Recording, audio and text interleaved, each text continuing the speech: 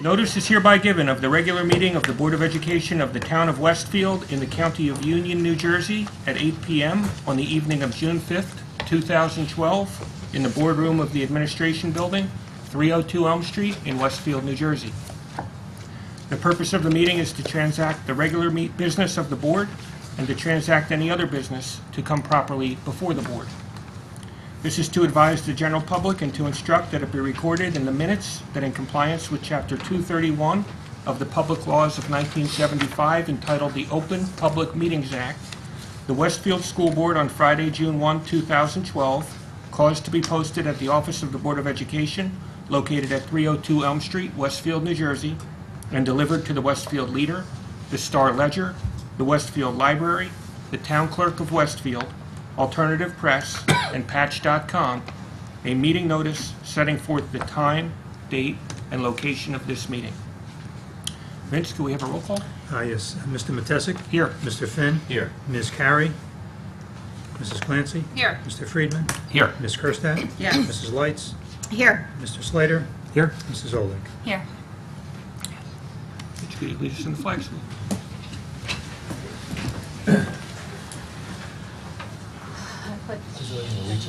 To the flag of the United States of America and to the republic for which it stands, one nation, under God, indivisible, with liberty and justice for all.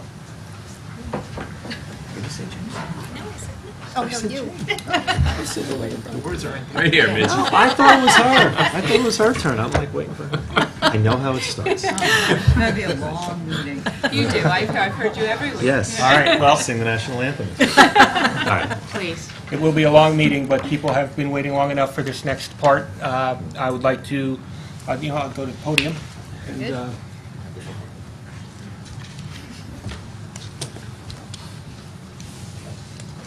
turn this way. It is yet another very special night for the board to be able to honor more members.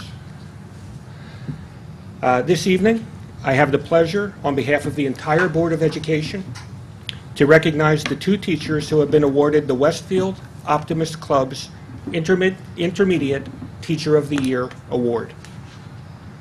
But before I do so, I would like to publicly thank the Optimist Club of Westfield for their support of education, our youth, and the community of Westfield. The Optimists believe that the giving of oneself in service to others will advance the well-being of all men and women and the well-being of our community and the world. Therefore, it is appropriate that the Optimists recognize the teaching profession, which gives of itself in service to others and prepares others as future citizens of the world. Now, I'd like to ask our two intermediate teachers, both of whom teach science, to accept a resolution by the Westfield Board of Education.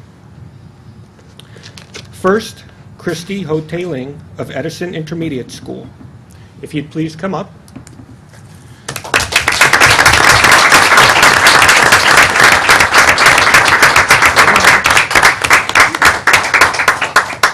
I'd like to read to you this resolution. And then I'd like to ask if there's anyone who would like to say a few words. This is a resolution by the Board of Education of Westfield, New Jersey, to Stephanie Kuitowski, intermediate school. Next one. Sorry. A 50-50 shot.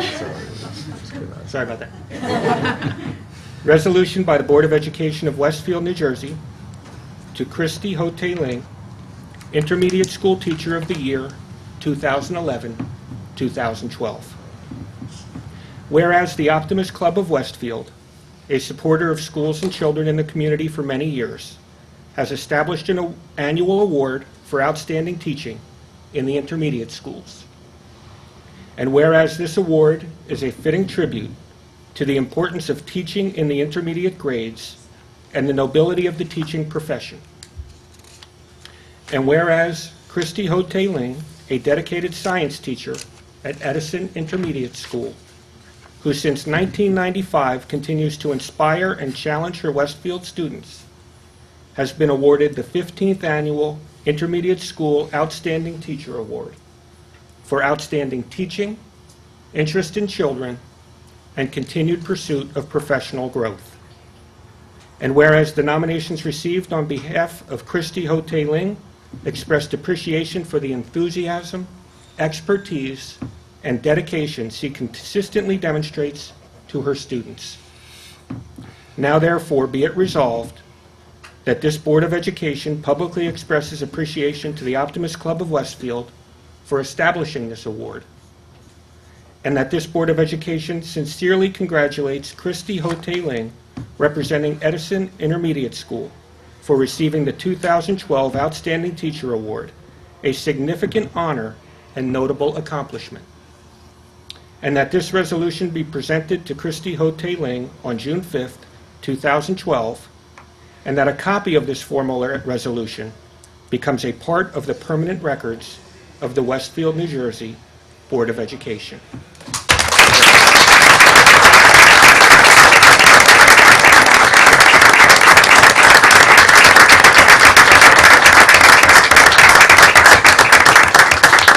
If anyone would like to say a few words, please come up. Especially when it's in honor of someone I have known since she came to Westfield. Christy was the first person that I hired. The first person. I was telling her a little earlier that I remember some of the classes that I saw her teach, and one of them remains in my mind 15 years later. She was teaching 7th graders the distinction between accuracy and precision. A distinction I didn't clearly understand myself until I heard it explained by Christy. She's a remarkable woman, a remarkable scientist, and most of all, a remarkable teacher. I feel privileged and honored not only to know her, but to feel I played some small part in bringing her to Westfield.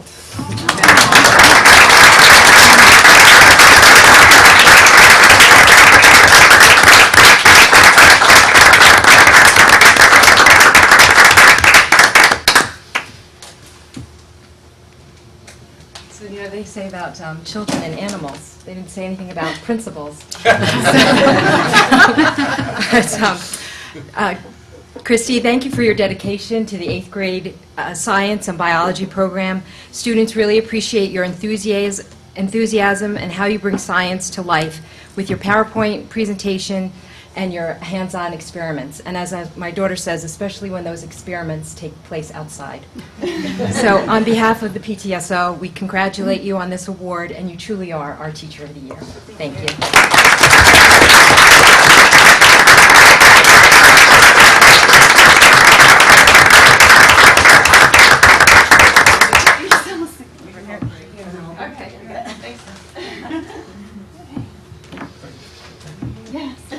Would anybody else like to say a few words? Okay, well, congratulations. Would you like to? Yes, I have Okay. a speech.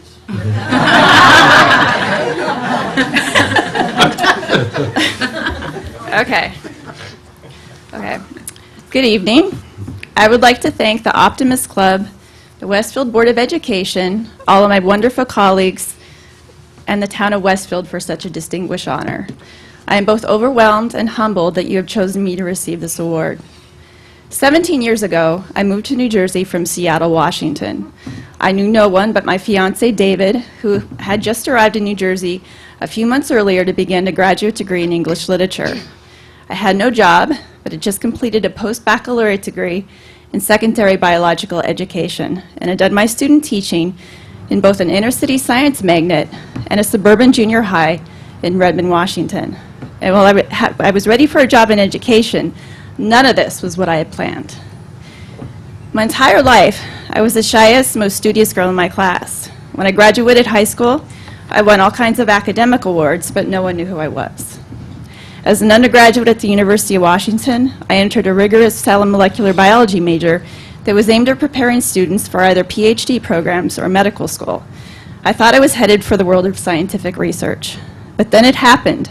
I actually spent some time doing research the summer after I graduated, and I was miserable. So the crisis that so many 22-year-olds have happened to me. I didn't want to pursue a career that my major had prepared me for. It never even dawned on me that I could be a teacher. I mean, my parents were both teachers, and I was way too shy to actually get up in front of a class and speak. But the more I thought about it, the greater I felt the pull toward entering the education program. And so I did. At first it was all theory, easy, classes. I could do that, and I did. No talking in front of anyone yet. But then it happened, the dreaded first student teaching practicum.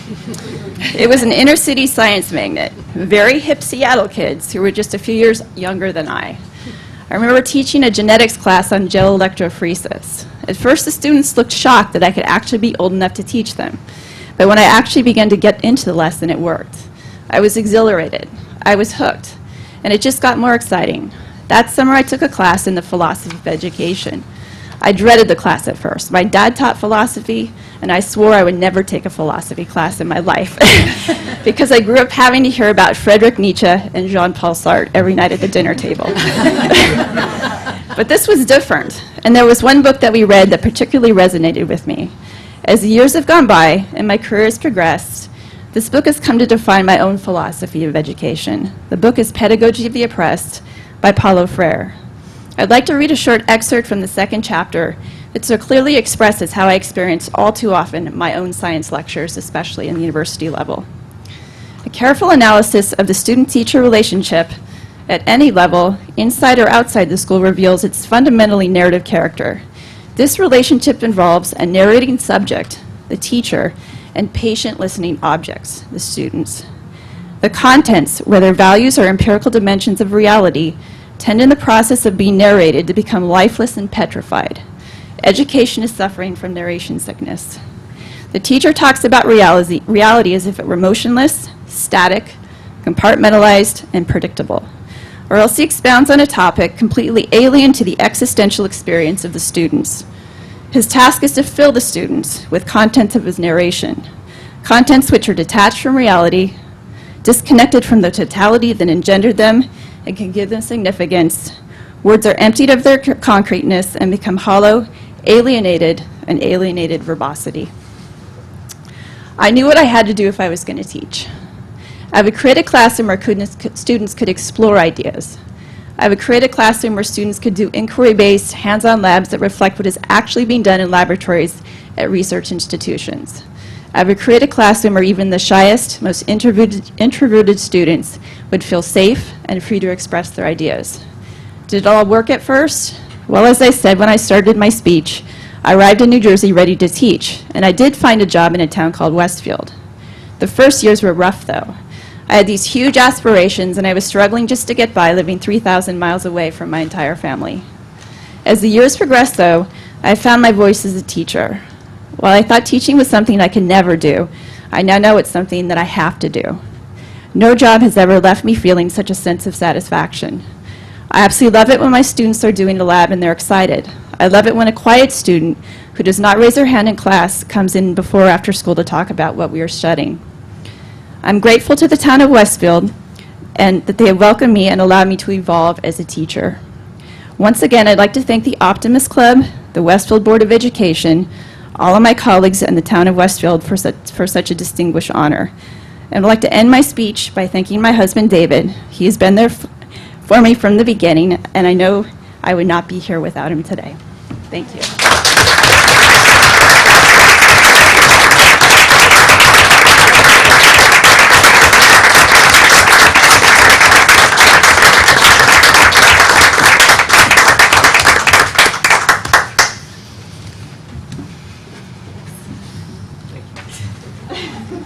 Needs a wagon. Yeah.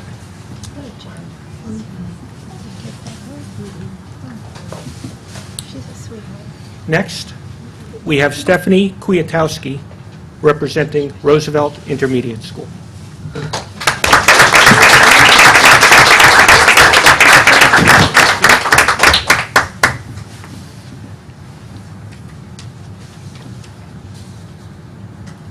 It's a resolution by the Board of Education of Westfield, New Jersey, to Stephanie Cuitowski, Intermediate School Teacher of the Year, 2011-2012. Whereas the Optimist Club of Westfield, a supporter of schools and children in the community for many years, has established an annual award for outstanding teaching in their intermediate schools. And whereas this award is a fitting tribute to the importance of teaching in the intermediate grades and the nobility of the teaching profession. And whereas Stephanie Kuitowski, a dedicated and creative science teacher at Roosevelt Intermediate School since 2006, has been awarded the 15th Annual Intermediate School Outstanding Teaching Award for outstanding teaching, her interest in children, and continued pursuit of professional growth. And whereas the nominations received on behalf of Stephanie Kuitowski expressed appreciation for the motivation, dedication, and enriching experiences she consistently provides to her students. Now therefore be it resolved that this Board of Education publicly expresses appreciation to the Optimist Club of Westfield for establishing this award, and that this Board of Education sincerely congratulates Stephanie Kuitowski, representing Roosevelt Intermediate School, for receiving the 2012 Outstanding Teachers Award, a significant honor and a notable accomplishment. And that this resolution be presented to Stephanie Kuitowski on June 5th, 2012, and that a copy of this formal resolution become a part of the permanent records of the Westfield, New Jersey Board of Education. Congratulations.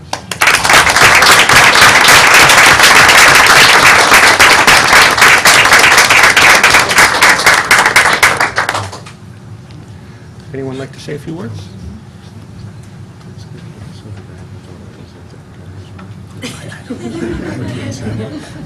Don't look innocent now. Good evening. I, too, would like to take this opportunity to thank the Optimist Club and the Westfield Board of Education for recognizing outstanding teachers. Sometimes it is a thankless job because it's not done in public, but the results are amazing. I hired this young lady in 2006. She had done her student teaching at Roosevelt, and I was so impressed with her when we had an opening for that September. I sent a letter to Dr. Foley recommending Stephanie to teach 8th grade science. As any first-year teacher, they stumble and they fall, and then the good part about it is that you watch them grow. And I was in her classroom quite often because I supervised that department, and to watch her grow in terms of planning and preparation and an understanding of curriculum. But what really excited me was the connection that she made with her students, that she didn't just challenge them about curriculum, she challenged them to think critically in her class. And some students you would think would shy away. They didn't. They became closer to her. And as Mr. Nelson said at the Optimist Club dinner, sometimes she's like a big sister to them. What you see in her classroom is exactly what you see outside of the classroom. If you go by Roosevelt School and you take a look at the grounds over there where all the trees and the tables and the mulch and everything, it's such a beautiful place from what it used to be. Stephanie has spearheaded that entire thing, and that is all done during NJ Ask Week, where she reminds kids about service to community. So she's not just a role model in the classroom, but she's also an outstanding teacher outside of the classroom, and as a result, our students in the science department become outstanding learners, and that is because of her. I love her. She's feisty. She can be very feisty at times, but she is an outstanding teacher, and I'm quite sure all of her students can attest to that. What I'm going to do, one of her colleagues, Ms. Shura, who was our Teacher of the Year a couple years ago, would like to say a few words. So, Liz, I'm going to call you up.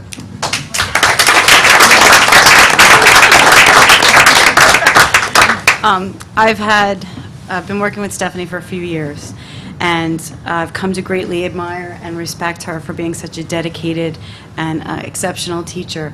There are teachers who reach students when they're in the classroom, really connect with them, and there are teachers who also make a difference outside of the classroom, and Stephanie is able to do both. So I always hear kids talking about what they're learning in science class, and I think the reason they're so interested in what's going on is because she makes it interesting and she really connects with the kids. But the core of what she does in the school is not just to make a difference in her classroom, but to try to make everything that the 8th graders experience all year be a great experience throughout the year, whether it's NJ Ask Week or some other idea she comes up with. Now when she says she has an idea, I get nervous because her ideas are always big ideas, like let's put together a spaghetti dinner in 2 months, kind of big ideas. But if you talk to the kids who are involved with working with her, they'll tell you that that's like one of the highlights of their 8th grade year. So anytime Stephanie comes up with an idea, we all kind of jump on board because we know that deep down she's thought this out in terms of what will the kids get out of it. So she brings so much wonderful warmth and positivity and energy to Roosevelt. We're really lucky to have her, and I'm lucky to have her as a teammate. So congratulations. Sorry.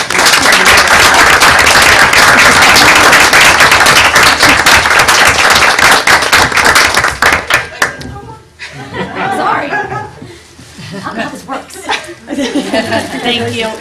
On behalf of the Roosevelt PTSO and past and present 8th grade parents, I'd like to congratulate you on your award.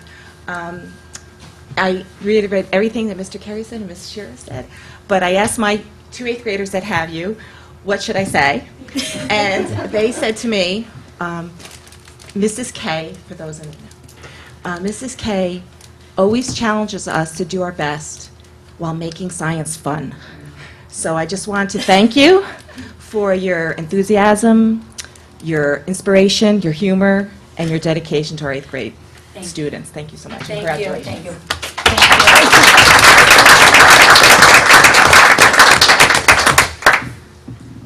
Okay, I'm doing this off the cuff. That's how I work.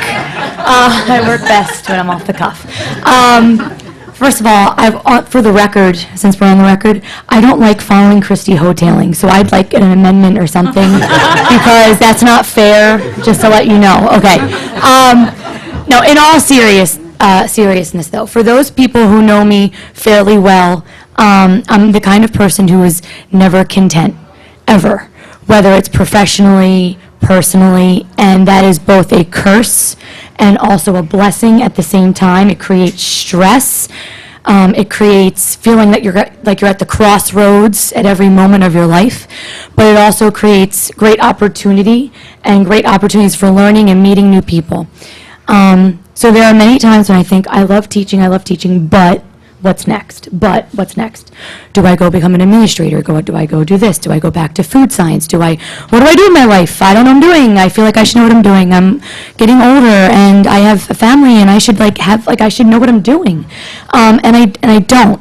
But what I can say is this: since I started teaching, there are 2 things that are like a guilty pleasure now, or almost like an addiction, 2 things that cannot pull me away from Roosevelt. And the first is the extraordinary colleagues and community and family that we have at Roosevelt in terms of my colleagues as well as my administration. So I might have a big idea, but big ideas can't happen unless you have people who are willing to jump on board with you and do that long run with you. And I don't just have one person who's willing to jump on. I have 10 or 15 people who are willing to run with me as I come up with these crazy ideas. And the lovely part of it is that they're not just my colleagues. They're people whom I call my friends. And many of those same people are previous teachers of the year. So I find myself in excellent company because I still consider myself to be a novice. And these are people that I go to when I'm stuck, What do I do? I'm going crazy. Help me. So that's the first thing. The second and more important part of why I can't leave Roosevelt are the students. There are many people who go to their job, and it's a job, and they get paid, and it's maybe a very good paycheck, and it pays the bills, and it allows vacations and boats and second homes. But I have a job where wholeheartedly I laugh, and I'm not talking like a giggle. Like, I'm talking a belly laugh, pee your pants. I shouldn't say that because I'm being taped, but a pee your pants laugh every day. And like, they're looking and they think I'm crazy, but they know. We laugh. And my philosophy is, how can you learn if you can't laugh and you can't have a good time? It's all a part of the experience. If you have someone come into your class who doesn't want to be there, they're not going to learn. It just doesn't matter. So, and I don't create that. It comes from the students. And I will say the one thing that I do take a lot of pride in, I'm not the best science teacher, and I'm not the best teacher in Roosevelt. We have 60 teachers, and they're all extremely good teachers. But what I can say about myself is I do take the connections that I make with the students extremely seriously. And I strive every day to make sure that I have a solid connection with as many of my students as physically possible and try to connect and touch them in some way. So I would like to thank the Board of Education and the Optimist Club for having me here tonight and bestowing this award upon me. And I'd also like to share it with the other crazy people who jump on board with me for those big ideas, be it administrators, be it colleagues, be it students. So thank you very much.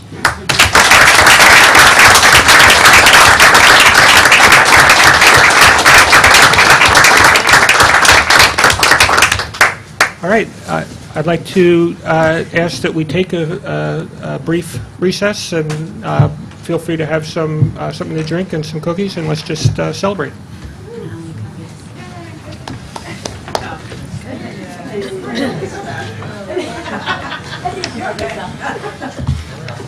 It's very cool. Uniting two female science teachers. Last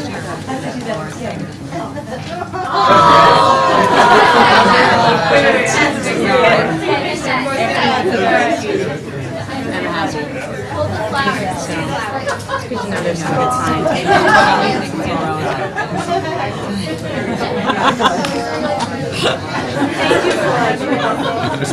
Thank you so much for coming. Thank you. Good day. How are you? Thank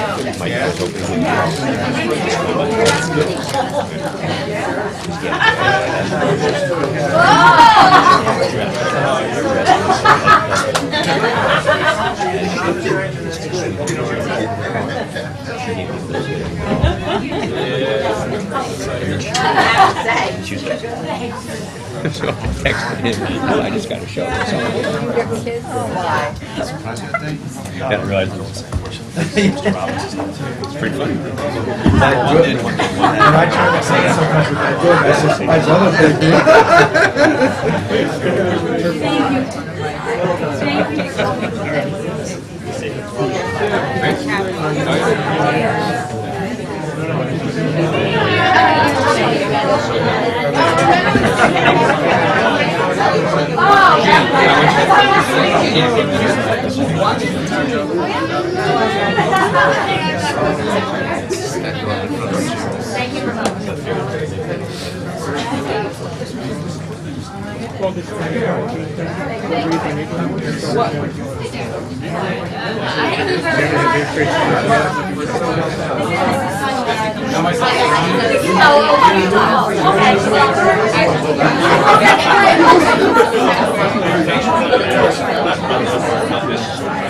Thank you very much. Thank you. Thanks for talking to me. I wish I was in school.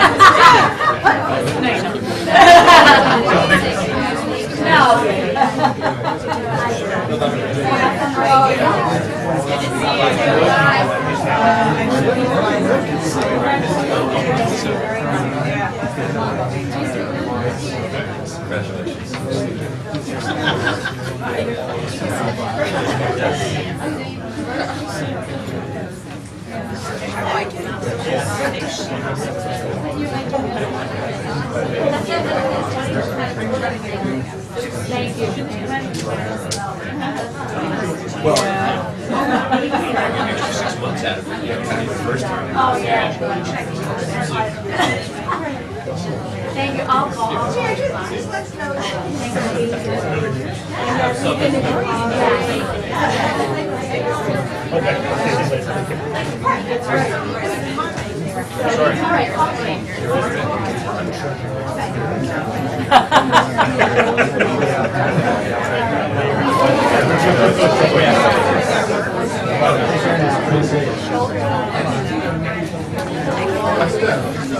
Take care now.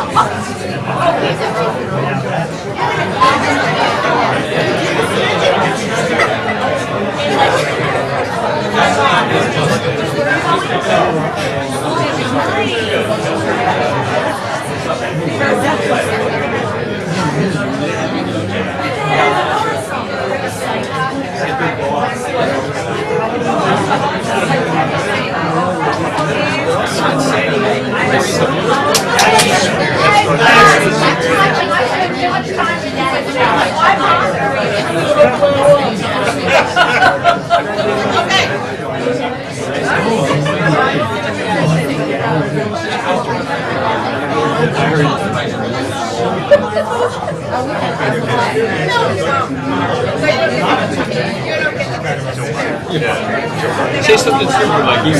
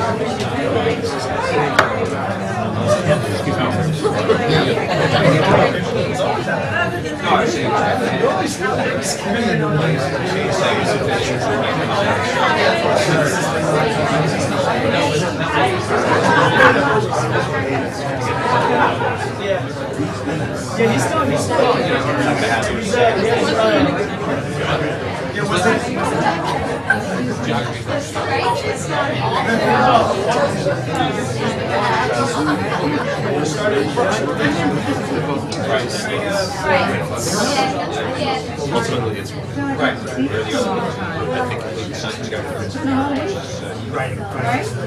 Yeah. How they still do it. Yes.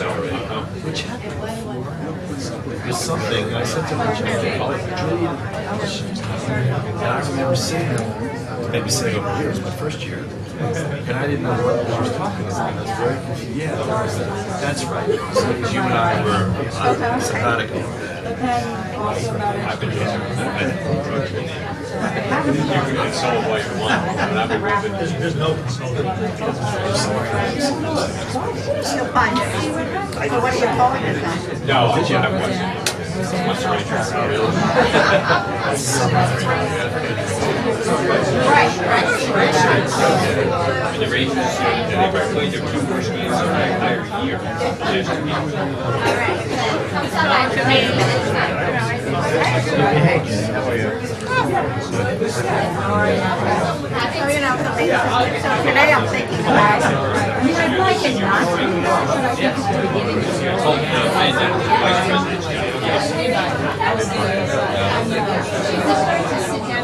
Yeah, we start taking cookies. We're here in the office with our other friend. Take a few cookies.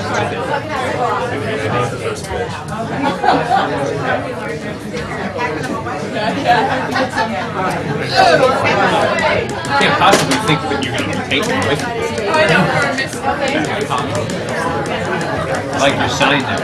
It's good.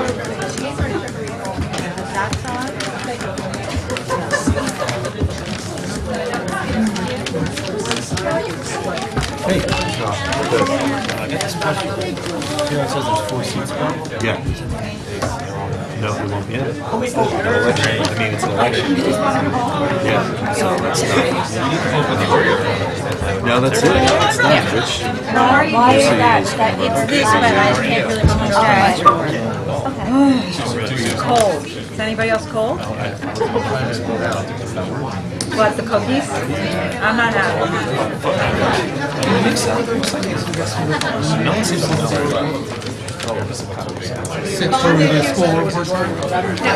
I do know when the workers know it's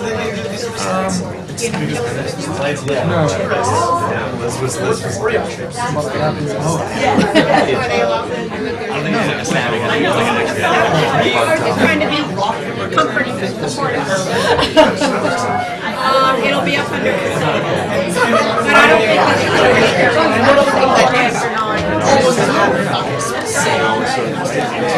What do you mean?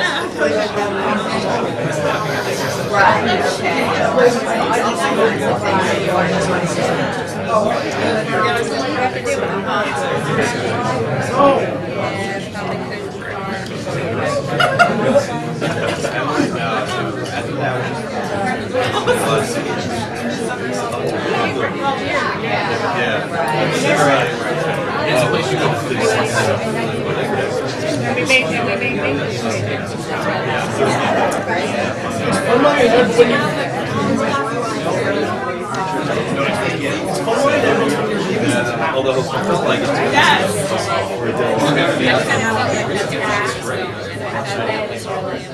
And during that period of time, you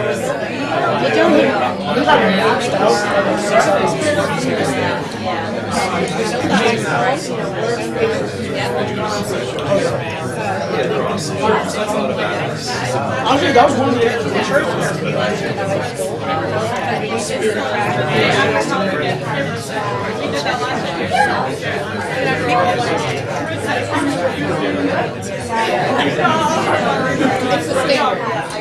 let's get these folks going.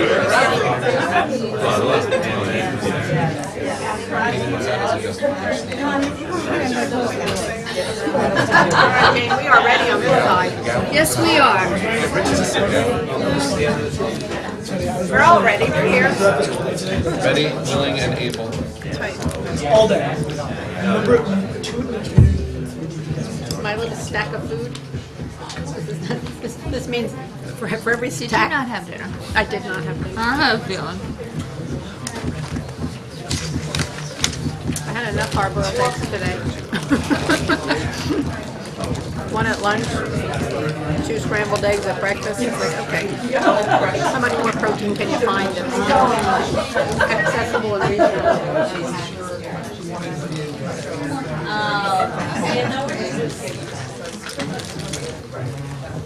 I don't really like the idea that they're going to report on something like that. Okay, have a good night. We didn't know they were going to see.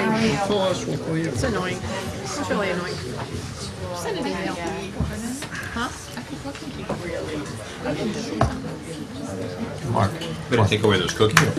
Tell us ahead of time so we can prep. 1, 2, 3. Oh my eye, I gotta go home. That's such luck. I don't think you can learn under these conditions. Get bullied.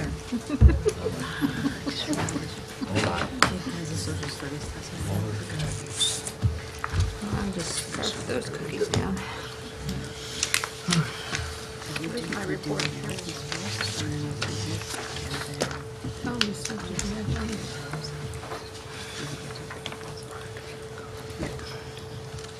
Yes. You good on the camera? Right.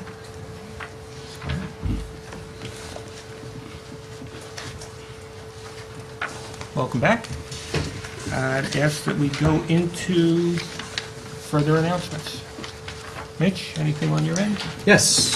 Congratulations to graduating senior Brian Vanderschaff, who was awarded a National Merit Scholarship of $2,500. Wow. Which is terrific. You may recall that Brian was among the finalists the board recognized several weeks ago. National Merit Scholarship winners are the finalists in each state judged to have the strongest combination of accomplishments, skills, and potential for success in rigorous college studies. Brian was selected by a committee of college admissions officers and high school counselors, and Brian may apply his scholarship at any regionally accredited U.S. college or university, which I'm sure he is. So congratulations. Nice. Jean? No? Jean? Yes. This is elementary news. Congratulations to 4th graders at Wilson Elementary School who placed 3rd in the state in the Odyssey of the Mind competition this spring. The competition was held for the 1st and 2nd place winners of the regional competitions. The outstanding 3rd place finish at the state competition rewarded the many weeks of hard work by teammates Aiden Orr, Noah Dengler, Julia Tompkins, Kurt Hugh, Abby Zidell, Aiden Kilbone, and Ome Edeker. The Westfield team was coached by teacher Esther Graziano Van Ripper and parent Dr. Carmen Mack. Odyssey of the Mind is an international educational program which provides creative problem-solving opportunities for students in kindergarten through college. Team members use creativity to solve problems that range from building mechanical devices to presenting their own interpretation of literary classics. So congratulations to Wilson 4th graders. I have some high school news. Congratulations to the student government of Westfield High School for winning 2nd place in the entire state for fundraising. All school year, the students have been raising money for Good Grief, a charity that helps children and their families cope with loss. Through various school events like car washes, sports tournaments, and the annual dance-a-thon, the student government raised over $6,000 for Good Grief. The school received a plaque and a trophy from the New Jersey Association of Student Councils, and most of all, the students experienced the power of helping others. Next year, the students look forward to raising money for the new state charity, Hugs for Brady, a charity that raises money for the research of pediatric cancer. Nope, have nothing. What's that? I think Mr. Yanir Yes, has an I have an announcement. As you may know, the election of Board of Education members will take place this year at the general election on November 6th. We have 4 seats available, 3 three-year seats and 1 one-year seat. The nominating petition date for submission was today. We have 4 candidates for the 4 seats. On the ballot for the 3-year seats are Richard Matesic, Gretchen Olig, Lucy Bigler, and for the 1-year seat, J. Brendan Galligan. The new board members will take their seats at the reorganization meeting on January 3rd. Thank you. The next Board of Education meeting will be held next Tuesday, June 12th, at 8 p.m. at 302 Elm Street. The agenda will include recognition of Westfield High School teachers and staff who received special recognitions this year. Jan Fine, Ellen Muir, and Peter Horn. And I have one announcement and then one brief, longer announcement, I guess I would say. The first announcement is today I was able to attend the Rotary Luncheon, and the Rotary Club for decades in Westfield have provided scholarships to some of our graduating seniors, and today they awarded 19 scholarships for students heading off to college, and we thank, first of all, the Rotary members, and second of all, we're really quite proud of those graduates. They've done a wonderful job throughout their school years, and we believe they're well prepared to attend college next year. The next announcement I want to go over has to do with the New Jersey School Report Card. The New Jersey Department of Education every year releases data regarding the public schools in New Jersey, and this year it was released just last week. And what the state does is issue a report card for each and every school. And on each of those report cards, there are approximately 35 different areas of data with many data points underneath those areas. And you might be glad to know that I'm not going to go over all 10 school report cards, and I'm not going to go over the 35 sections of each one and the hundreds and hundreds of data points. I'm going to give a brief overview regarding this. And to start off, I'm going to start with the student performance at the high school level. So the first thing to look at has to do with the Scholastic Aptitude Test, or the SAT results. So if we total the three different sections of the SAT, which would be the math, the verbal, and the essay, Westfield High School average score is 1732.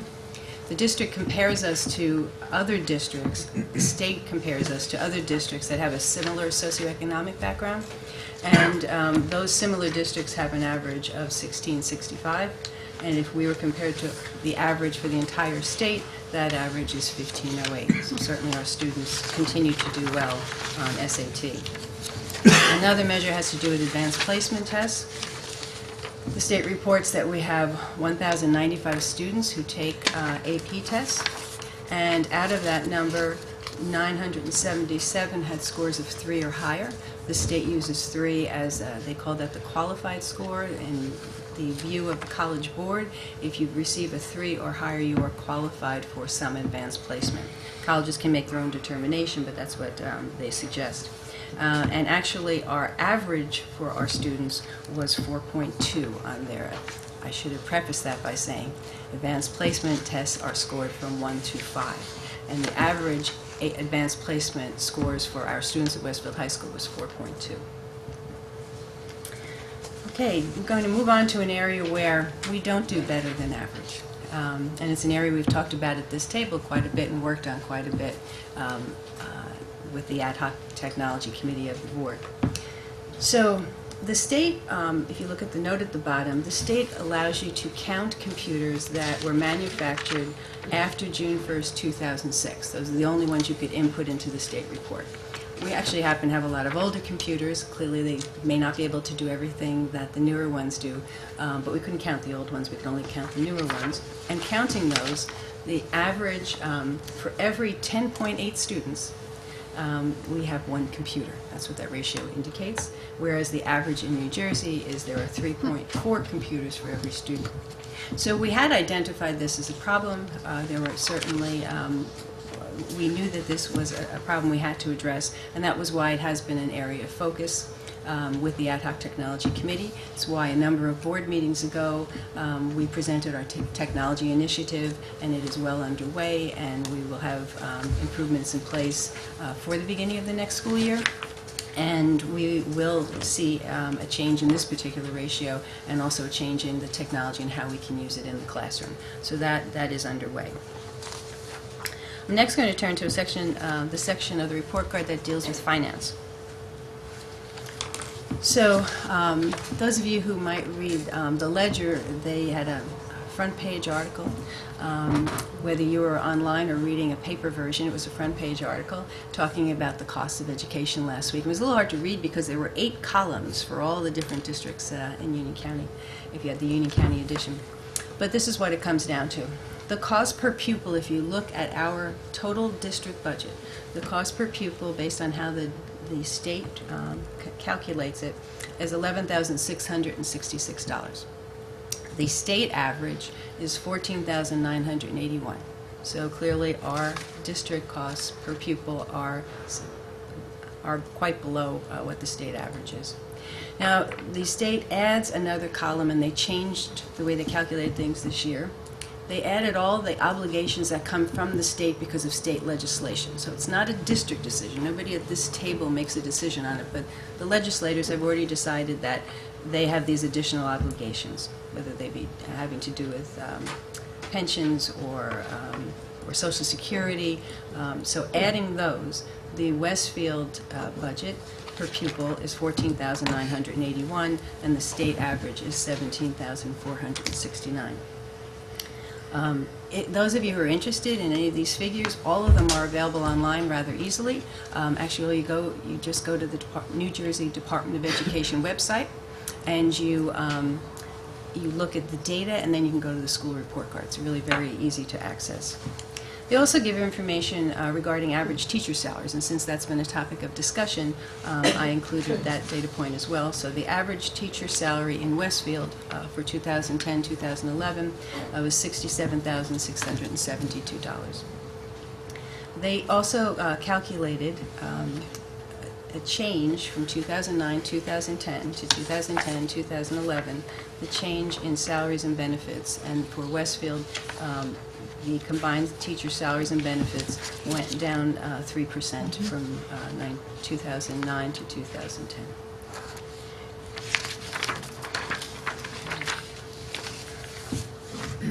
And then I took a look at what are the revenues that make up our budgets. So if you look at Westfield, we receive 9% of our budget in state aid. The average in New Jersey is 42%. If we then move over to the federal aid, there's not that much difference. Westfield receives 3% of its budget, 3% of its revenue in federal aid, while New Jersey receives 4%.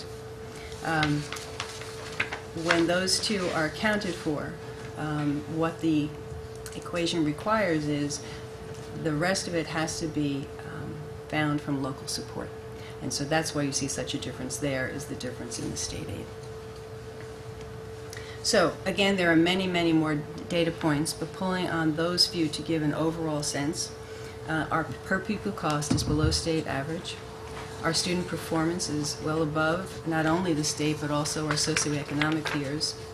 And we continue, everyone at this table, as well as many members of the community, our parents, our students, and our staff, work together to make sure that the tradition of excellence continues in the Westfield Public Schools.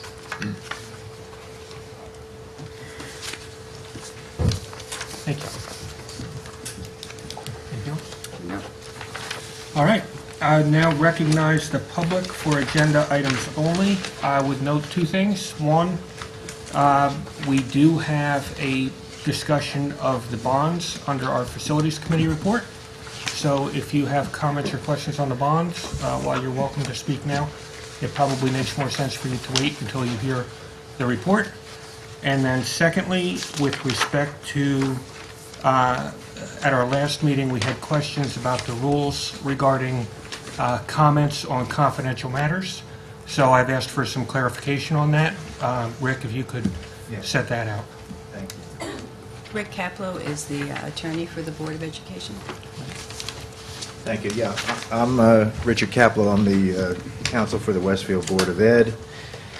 And I simply want to preface the agenda public comment portion of the meeting by saying that this board and all local boards of education from time to time have to initiate and participate in proceedings to which confidentiality attaches under the law by statute here in New Jersey. And so that I'm going to say to the members of the public that we are not permitted to solicit or permit direct comment about the content of statutorily confidential proceedings.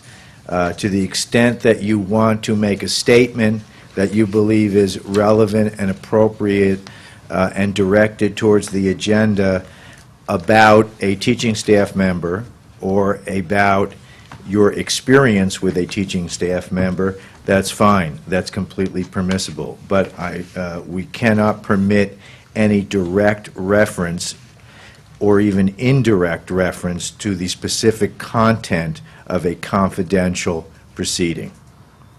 So with that, the public is welcome to participate, and if and when I may find it necessary to step in because I feel that the line beyond which a comment is no longer permissible has been breached, I may make another comment. Thank you.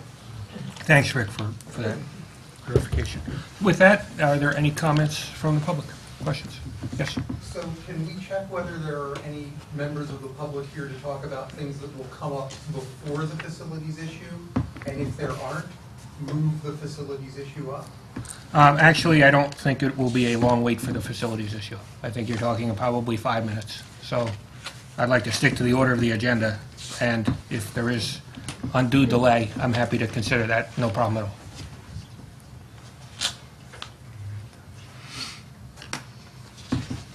All right, seeing no one come to the podium, I will ask that Vince, that the board consider the minutes of the board meeting held on May 15th, 2012, and the private minutes of the May 15th, 2012 meeting. I second. Thank you. All those in favor? Aye. Aye. Anyone opposed? Abstain. One abstention. All right, personnel matters. Personnel matters, Jane? Okay.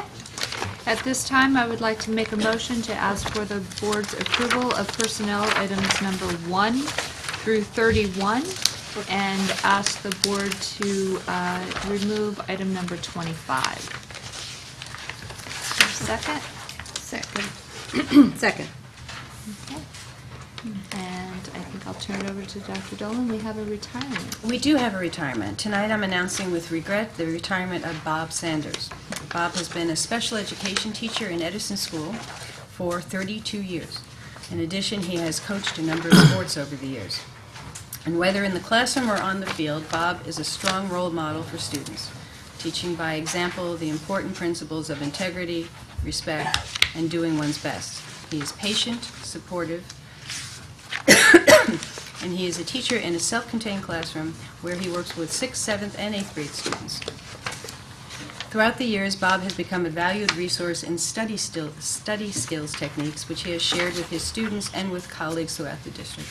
And as Bob prepares to spend more time with his family, we wish him all the best in his retirement. Anybody else? Comments or questions? We ready to vote? Mrs. Clancy? Yes. Mrs. Lights? Yes. Mr. Matesi? Yes. Mr. Finn? Yes. Mr. Friedman? Yes. Mrs. Kerstad? Yes. Mr. Slater? Yes. Mrs. Ogle? Yes. All right, that brings us to the facilities report. Jane? Okay. So on tonight's agenda, under facilities, we have several resolutions.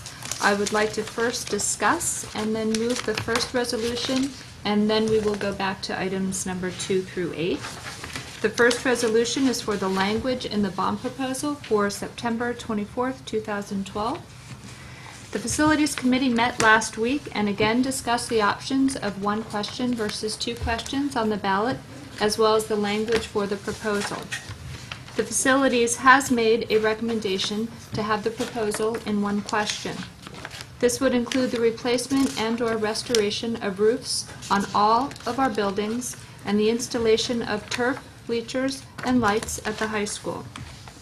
Over the last several years, the Facilities Committee has met to address the immediate and future needs of the district. We have been working to complete numerous projects over the last couple of years, such as repaving our parking lots, replacing boilers and windows, and bathroom renovations. As you will hear tonight, we have several projects planned for next year. These are all projects that we have been able to fund through the Maintenance Reserve Fund. We have only recently been able to put money into this account due to district savings and a small addition to our state aid last year, although this was following a decrease several years ago. As a reminder, we currently have a 2% cap on our reserve fund balance, a 2% cap on our budget, and the decrease we have seen in our state aid. These restrictions have really made it difficult for us to save for large capital improvements. But you will hear on June 26th that we are trying to do this through our maintenance reserve account in conjunction with our 5-year plan. There are two topics that have been continued to be identified as pressing concerns, but we have not been able to address. They are the roofs and the fields. We have known for several years that our roofs will need and now need to be replaced. Our maintenance staff have worked hard to keep them safe, chasing leaks and trying to prevent interior damage. We knew we did not have the funds nor the ability to save for work of this magnitude. We spent a tremendous amount of time seeking a viable option by working with a solar investment firm. Unfortunately, in the end, the cost to fix the roofs made it impossible for any firm to work with us, at least at this point. We have also known for several years that our fields are deteriorating due to heavy usage, and our inability to take a field out of play for repairs due to lack of alternative playing space. The district has spent a considerable amount of time and money on fields only to find them in poor condition within months. This is very frustrating for our staff, for our athletes, and for our students. Field study reports have indicated since 2000 that a school's district's best option is to play on turf when and where possible. Turf is the new standard for high school fields. It provides children with a safe, reliable playing surface and can support multiple sports.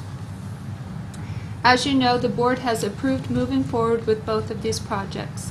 The only remaining question is whether we will go to bond as one combined project, combining the roofs and field into one bond vote, or as two, asking the town to vote separately on the roofs and the field. Historically, a bond proposal has come forward out of a committee. The recommendations usually contain important projects that cannot be funded through any other means other than a bond. We believe that both of these projects are important. It has been our job to carefully and thoughtfully identify the needs of our facilities, and it is now our job to explain why these are the two most important ones. We will continue to offer opportunities to meet with us, hear our reports, answer questions, and for us to listen to concerns as we move both of these projects forward. We also know that with interest rates and construction costs low, it is a good time to consider moving these projects forward. I would like to note that we have received many emails on the question of one vote versus two for these projects. We all struggle with this, so thank you for sending them. We have heard every viewpoint.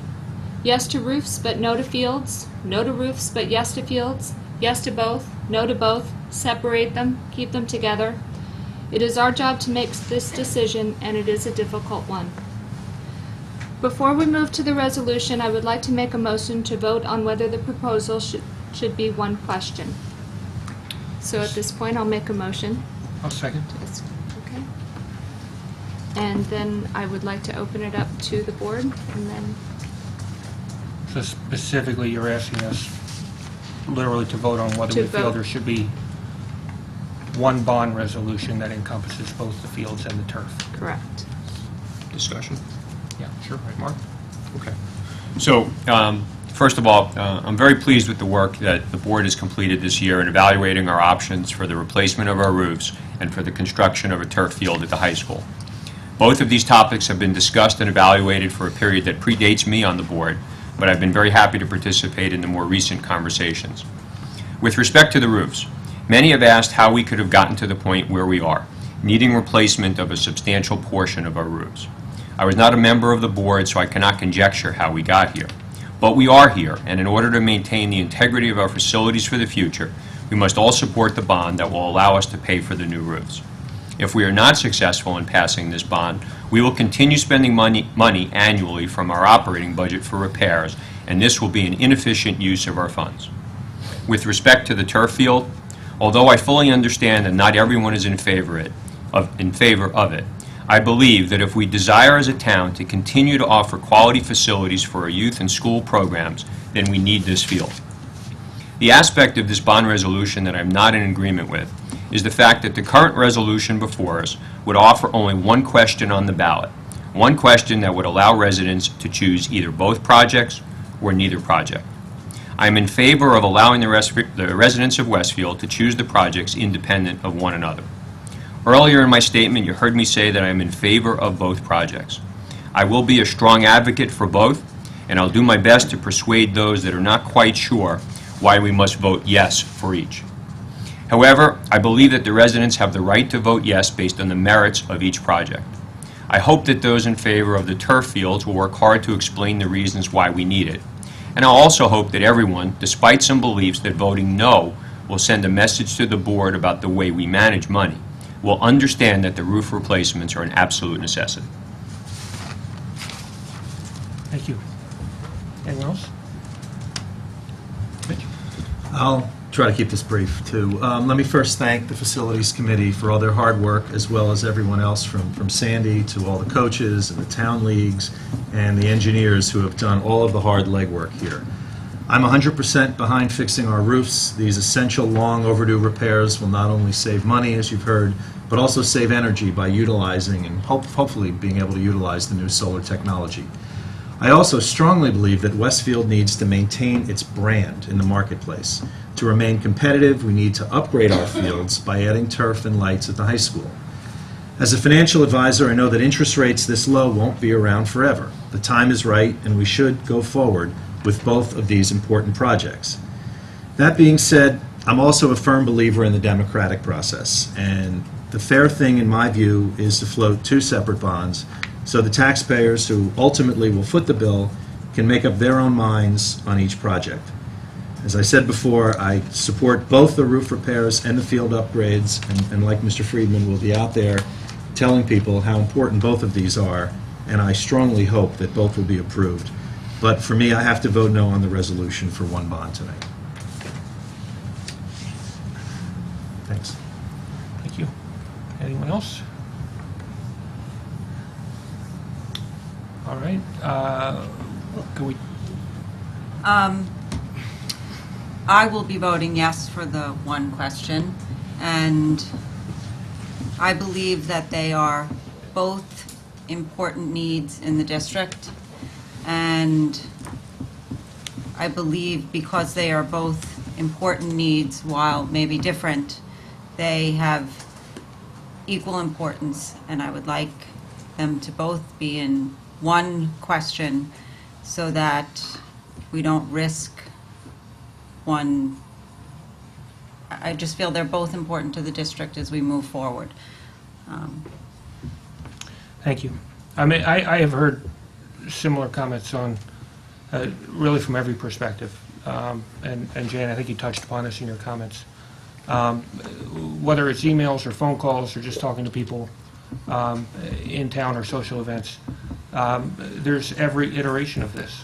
There are individuals who will only vote for the roofs. They will not vote for the field. There are individuals who will only vote for the field. They will not vote for the roofs. There are individuals who will vote for both and want them packaged. There are individuals who will vote for neither.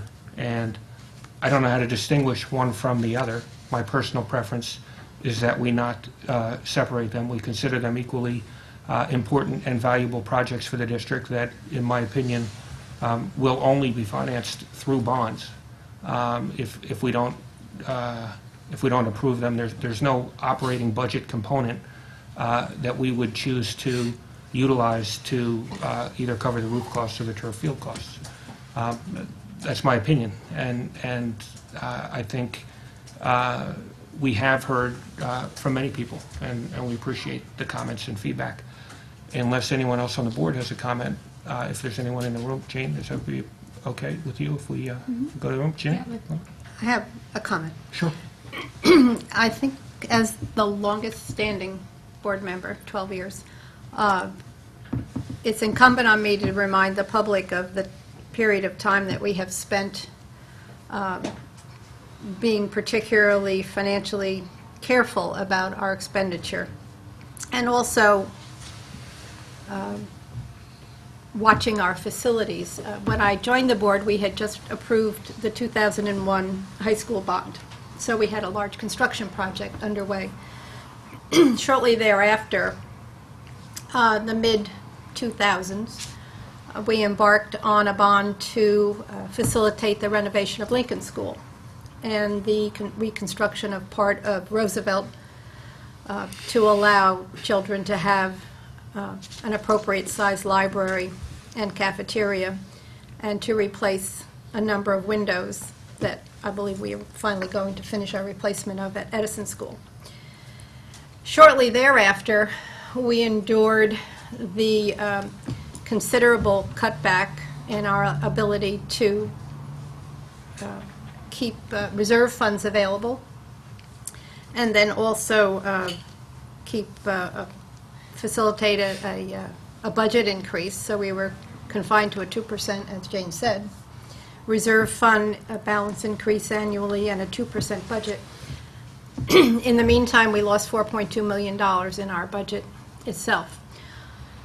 While we were making repairs to many roofs, parapet edges, patches, we did not specifically look at the condition of all of the roofs, which we have just recently done, and come to the conclusion that, and based on the outcome of our inability to secure a solar project, we found that our roofs are in considerably damaged state, and it makes sense to move forward with the bond to fix our roofs. So I'm absolutely in favor of that, and I want the public to understand that this board has been considerate of expenses and also mindful of our facilities, although while we would have wished them to be a priority for our spending, they could never be so. And just to kind of highlight that, if you look at the cost per pupil school report card funding, at an average of about $3,000, below the state average of the cost per pupil on a 6,000 pupil population, we're averaging about $20 million of a shortfall of budget expense. If you looked at the average expenditure, if we were at average per pupil costs around the state. Annually, $20 million could buy a lot of computers and fix a lot of roofs. But we have withheld our, we have held the line on our expenses over the years, and the conservative funding of our schools has put us in this position right now. Regarding a field, those of you who know me know I have worked tirelessly to try to raise interest in funding for an additional second turf field in Westfield, having worked side by side with the mayor when I was the president of the board, side by side with the deputy mayor, and trying to find a way to have a combined partnership to secure funding and a reasonable outcome with a field. It didn't come to pass. And now we are at a crossroads where we have defined that turf surface is the normal high school competitive surface. It is the surface of the standard. And I am very pleased to see that we've identified the appropriate location of the high school as the home for a field, co-located next to students, lockers, cars, equipment, and the fitness center. I also feel compelled to note that it would be a substantial benefit to our high school gym program, which cannot be tolerated as the approaching population increase comes into the high school, where we can't get on the fields on a daily basis, either because of weather conditions of that day or the day before that preclude us from using a regular grass field. So I'm a supporter of a turf field. And I agree that the priorities of these two projects are equal and therefore should be considered by the public as one requirement for our school system. Therefore, I will vote to support the one question. Thank you. Anyone else from the board? All right, we'll be happy to take comments from the public. Yes. So, If you could just please go to the podium to state your name and address. I'm Matt Weiner. I live at 252 Scotch Plains Avenue. I have one child in McKinley and one in Edison. I have no problem with there being two referenda. I think that the roof issue is extremely important. I could conceivably be convinced about a field, but what I haven't heard or seen in the letter that the board sent out just recently or in any of the comments today is any reason that these are related in any way other than the board would like to see both of them happen. And if some of the board members consider them to be of equal importance, that's fine, and they can vote for each of them. But many residents of the town do not feel that they are of equal importance, and I actually thought it was revealing, I'm sorry, I'll pick on Ms. Burstead, that said, if we have them separately, one of them might fail. That's what having the election is about, is finding out whether either or both of them should proceed. So again, with no one that I have seen or heard ever having presented a reason why it would be important for them to be in a single vote, or why someone could only want one or both, and indeed many of you have noted that that lots of people would like to vote differently on the two of them. And so, while I think, again, with interest rates, it's an excellent time to have a bond issue, combining the two of them, I can't understand why anyone would vote for that. It is trying to do, it looks like, a run around what the residents of the town may want. None of us know right now. So. Thank you. Sure.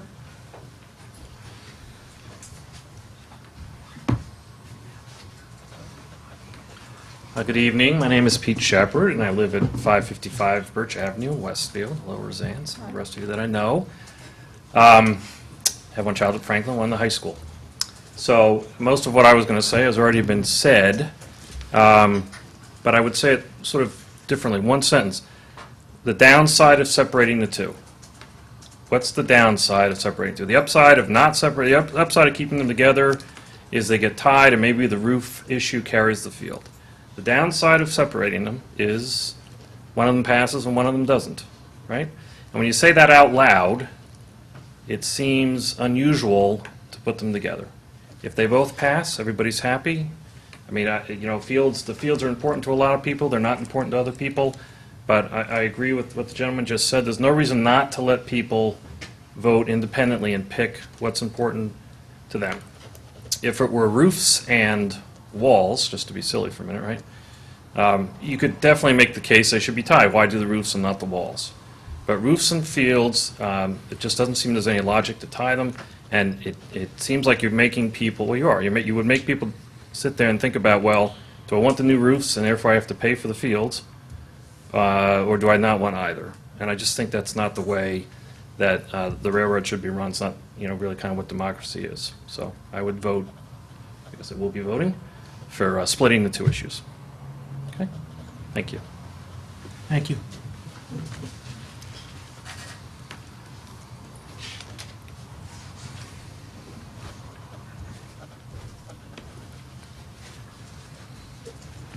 My name is Dave Rogers. I live at 1415 Boynton Avenue in Westfield. I would like to make a slightly different issue with this. That is, if there are people that actually want the roofs but don't want the field, perhaps they will vote negative when they're combined because they want the roof and they don't want the field. Vice versa. If they want the roof and they don't want the field, by combining them together, you don't give them the choice to vote for the thing they want.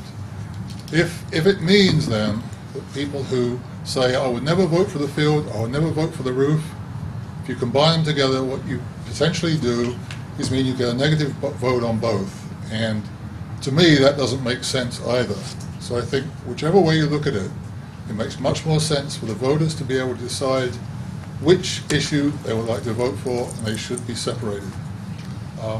I personally would like them both, but I'm concerned that by combining them, what you're going to end up doing is have neither. Thank you. Thank you.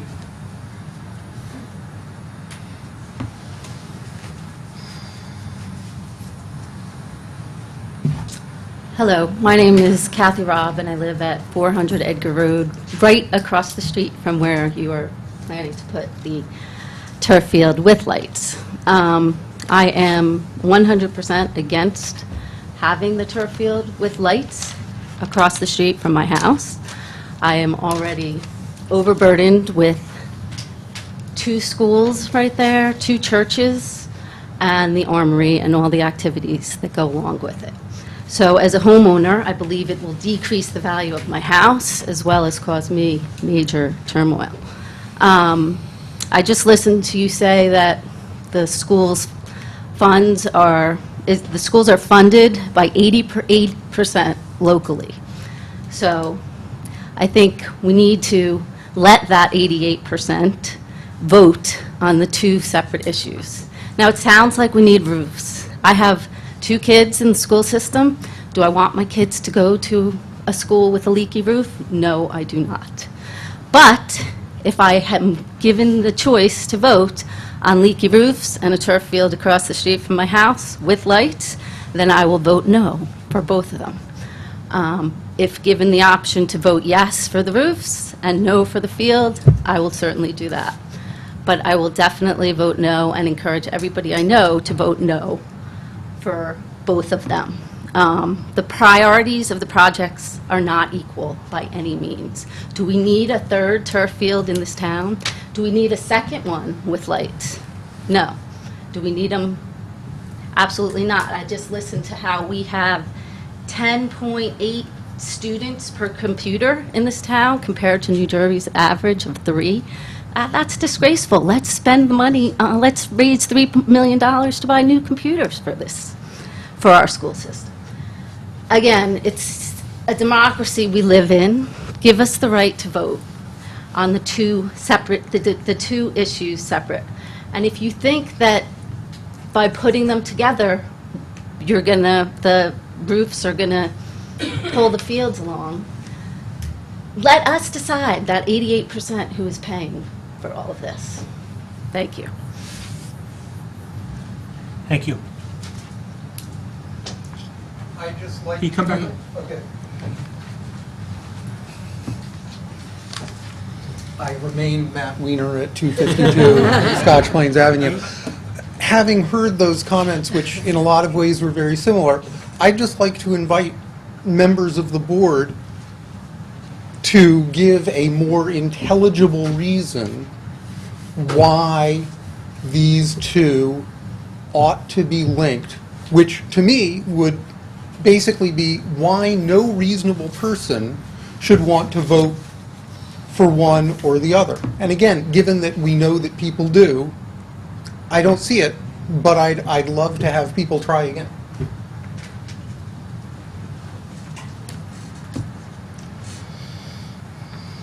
Everybody's looking at me. Actually, I was going to say something. Oh, all right, I'll go first, then you go. I guess a couple of thoughts as people were speaking. One is, it was my takeaway from your comments that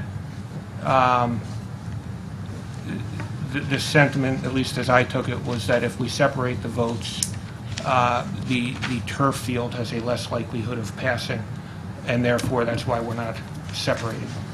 I don't know if you said that, but that was the takeaway. Yeah. I have heard enough people tell me that they will both vote for the fields and not the roofs, that is a scary prospect to me. It's unfortunate to me. We're in the situation we are in with the roofs. I get people are upset about it. I accept people are upset about it. Voting down the roofs, to me, my only comment on that would be it would be somewhat an unacceptable solution. So I hear what you're saying, but I hear what a lot of people are saying. There are a lot of people in this town that want a turf field. There are a lot of people in this town that don't want to pay for roofs. I don't know a way out of that box, but we're doing the best we can. My other thought, as you were speaking, was that about 6 or 8 weeks ago, as a board, we voted on whether the public should have a continued right to vote on the annual budget. And we talked about the pros and cons and whether we were fiscally responsible as a board and what it added to the process to have the public vote on the budget process. And we concluded as a unanimous board, no, it wasn't necessary. I personally felt comfortable with that because I think we are fiscally responsible as a board. I think we do make these decisions in a thoughtful manner, and I don't think we take anything for granted in terms of dollars spent, how we're spending them, and we all know where every penny's coming from, and most of it is from the Westfield taxpayer. We get all that, and it's a tough choice to make. And having said all that, I continue to believe that I would like both projects to pass. I continue to believe that it's appropriate to put them together. I don't know what will happen if we put them together. I don't know what will happen if we separate them. I feel the right solution, or the right proposal, is to combine them.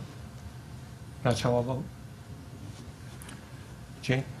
Thank you. I mean, a lot of what I was thinking, and just, to share, as I hear people talking, that this is such a difficult decision. I mean, I have to say, sometimes sitting in this chair, it's a very heavy burden to bear, and we spend a lot of late nights having these discussions, and we spend a lot of sleepless nights worrying that we're making the right decision. And when considering this bond proposal and all of the facility reports that we have gone through and research we've done and homework that we've gathered, I go back to my very first few months that I sat on the board, and the board proposed the centralized kindergarten and the Roosevelt renovations and the Edison windows. And even back then, just being brand new to the board, I thought these are very different issues. Some of the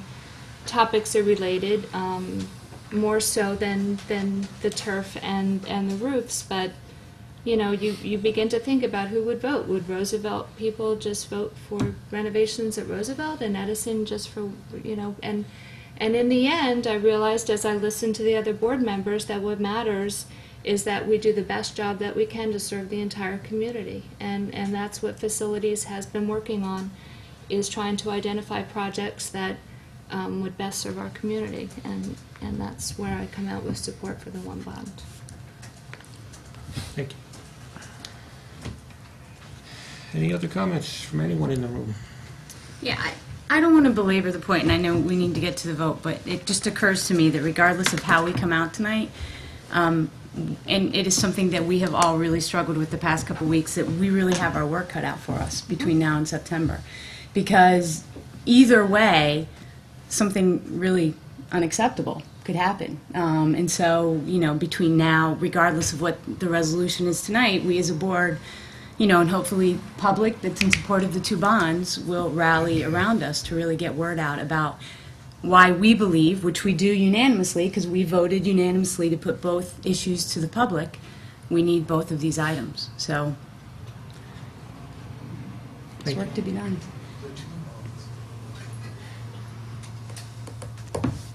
Anyone else before we go to vote? Vince? Mrs. Clancy? Just to remind everybody, the vote is, the specific vote, the motion on the table was a proposal to combine the turf field and the roofs into one bond proposal. Correct? Okay, thank you, sorry. Mrs. Clancy? Yes. Mr. Matesic? Yes. Mr. Finn? Yes. Mr. Friedman? No. Ms. Kerstad? Yes. Mrs. Lights? Yes. Mr. Slater? No. Mrs. Olig? No. Okay, Motion passes. motion passes. Okay, so to continue on that first resolution, I just wanted to make a note regarding this proposal, that we're now going to make a resolution to pass the language in the bond proposal. And there's a statement in the proposal that I just wanted to go over that's required by law. And it states that the roof project would be eligible for state support, but that we have not sought to apply for it. And the committee has been constantly monitoring and reviewing the application process for these funds. And the state had stopped funding these projects several years ago.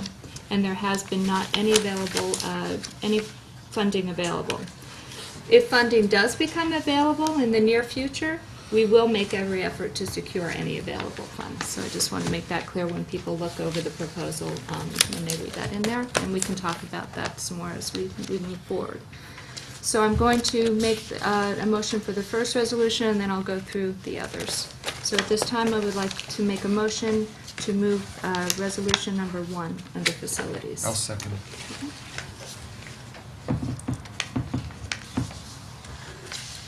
I have a comment on this piece too. When you're ready. Okay. Yeah, before, I guess we vote, or? Are we voting on, we're We're voting right now. Yeah, all right, so, Ginny, go ahead. Yeah, I have a question. So Jane, just explain that to me, even though the resolution says that we've determined not to seek state support, that what is bond counsel's advice on whether or not we can if conditions change? I'll turn that over to Vince. Well, first of all, that language is required by law. That specific language, and that was created many, many years ago. The issue is we really have no idea, what and when, if ever, that additional funds will become available. I mean, with the state forecasting now of available funds from both the governor and the budget office, not looking too good. The belief here is it doesn't look real promising that it's going to happen.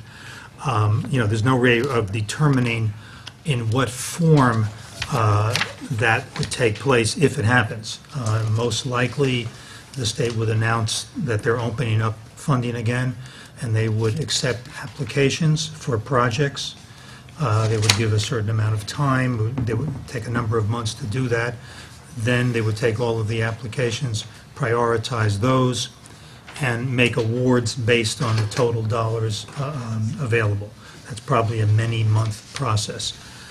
And again, we don't know how that would play out if and when it happens. So what is the end time period after which we couldn't seek funds because we're already too far into the project? Well, basically, the ballot is set 17 days before the election, which would be September 7th.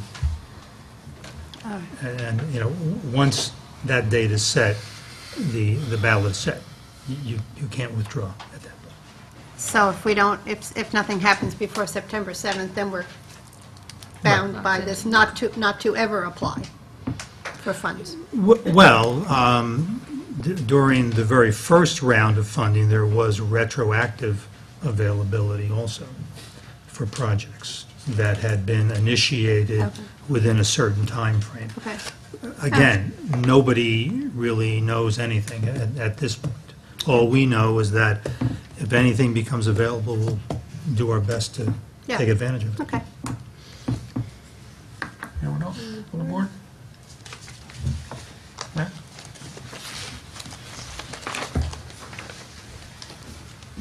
So when I read over this piece, I noticed that there is an amount given for the two things together, and that it explicitly states that money can be moved from one to the other. And I would urge, I believe that was in there, or was that in another one? No.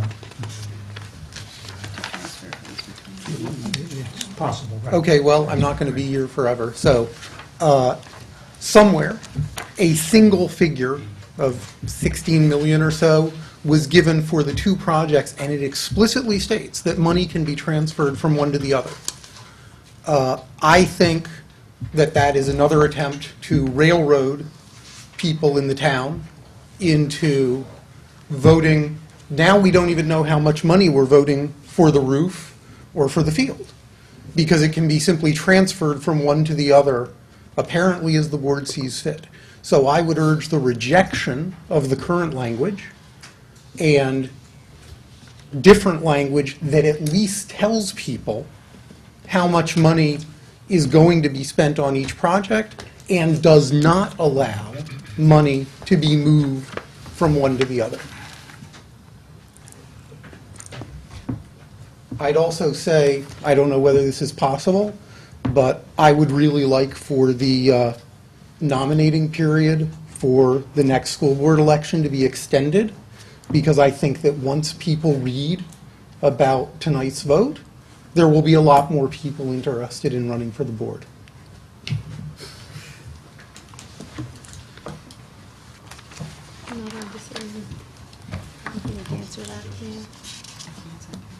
On the board? But yes. Field of the state. Yeah, Yeah. just, Oh, I- just to be clear on that one point, is that it's not as though this board sets dates for things like candidacy for boards of education. That is a state regulation. So they set it. We actually advertise it quite a bit and have done it for several weeks, perhaps even months, but certainly several weeks. So that's something that is set and is not in our control at all, the board's control at all.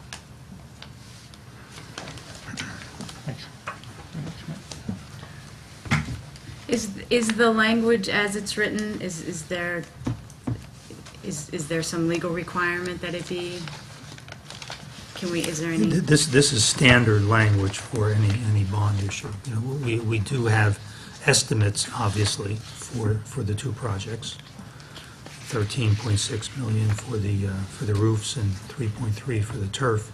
But again, they're estimates, and And for each roof specifically, which I think is also online. You can have that report. No, I understand. I'm just trying to understand.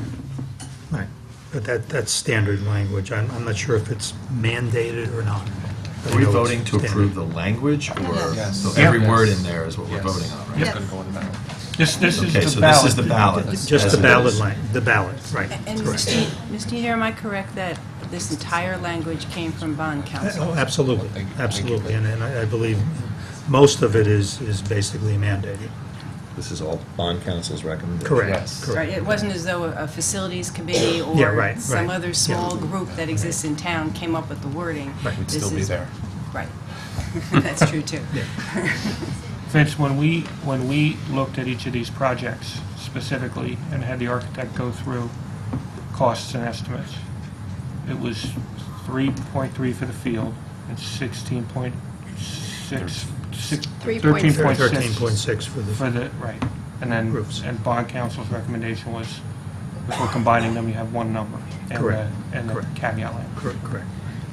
Vincent, you've obviously handled other bonds in other districts. Is this typical Yes. language, similar language? Absolutely. Right. Most of it is by statute.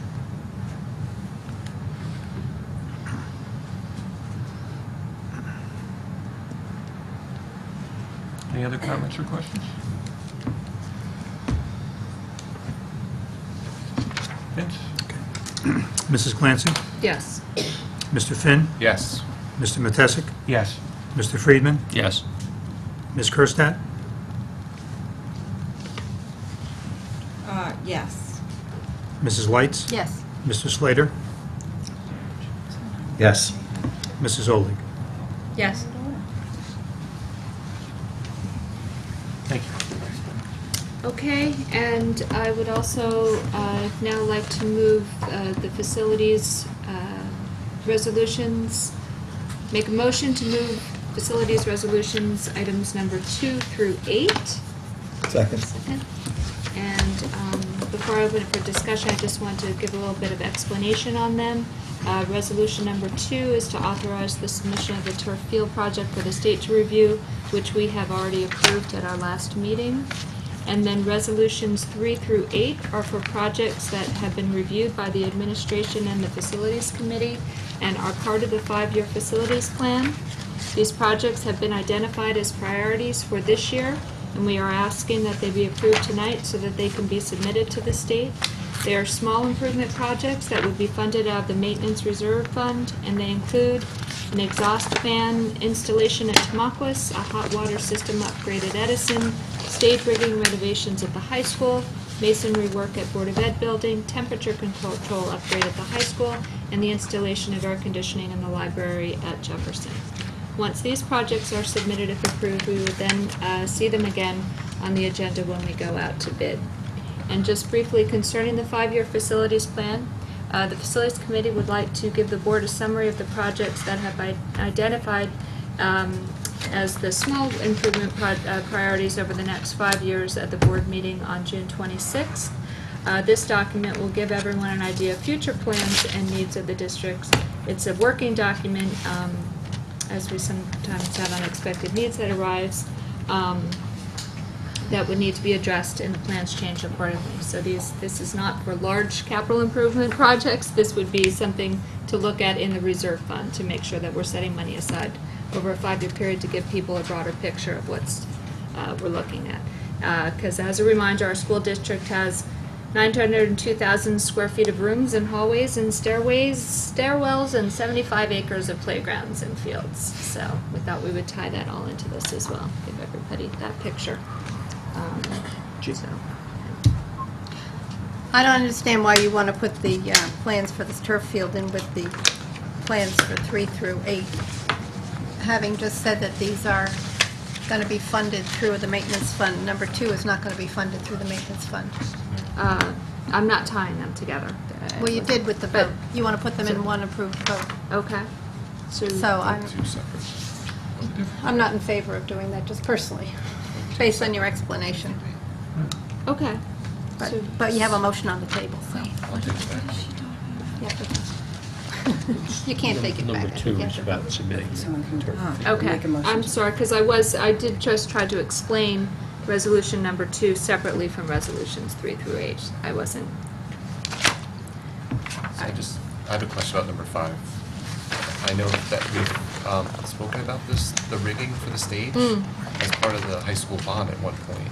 Right. Yeah. We moved it into maintenance reserve because we reprioritized that leftover. Right, that is correct. It will be funded out of the excess bond funds, right. Oh, it will be Oh, funded. it is, so it's not part of the maintenance reserve. Ah, okay. Right. Well, we need to change that. All right. We're not changing what's being the resolution. Okay. But just make It's the just- clarification then right. that this Yeah, one's the a high high school school bond rigging. and the others are the maintenance reserve. That's all. Right. Okay. So my So explanation. I was not misremembering. I remember that.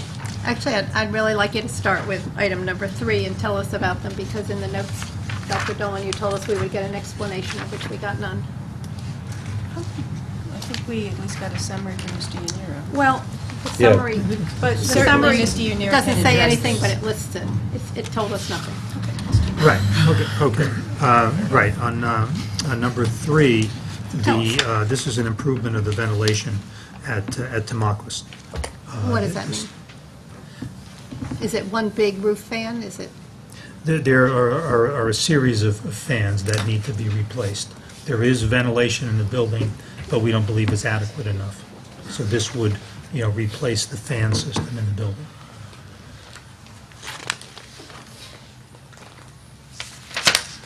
And then number 4, this is the large hot water system that is in disrepair, needs replacement. It's also heating a lot more water than we really need. A new unit will be much smaller and will save energy and it will heat the water better and not require a lot of repairs. So we can use a more efficient system that's actually smaller than the one that's there? Absolutely, and will be heating less water than is needed. So it'll be a good replacement all around. Why would we want to heat less water? Why are we heating more water that's needed Well, now? because when the hot water system was developed years ago, kids were taking showers, and there was a more need for water. Now there's less need for hot water. Oh, okay. And as we continue our efforts at energy conservation, our energy specialists are checking various things. It's not as though we can take care of all of them all the time. It's a continual process. So some of these issues come up as we continue to work on energy conservation. Right.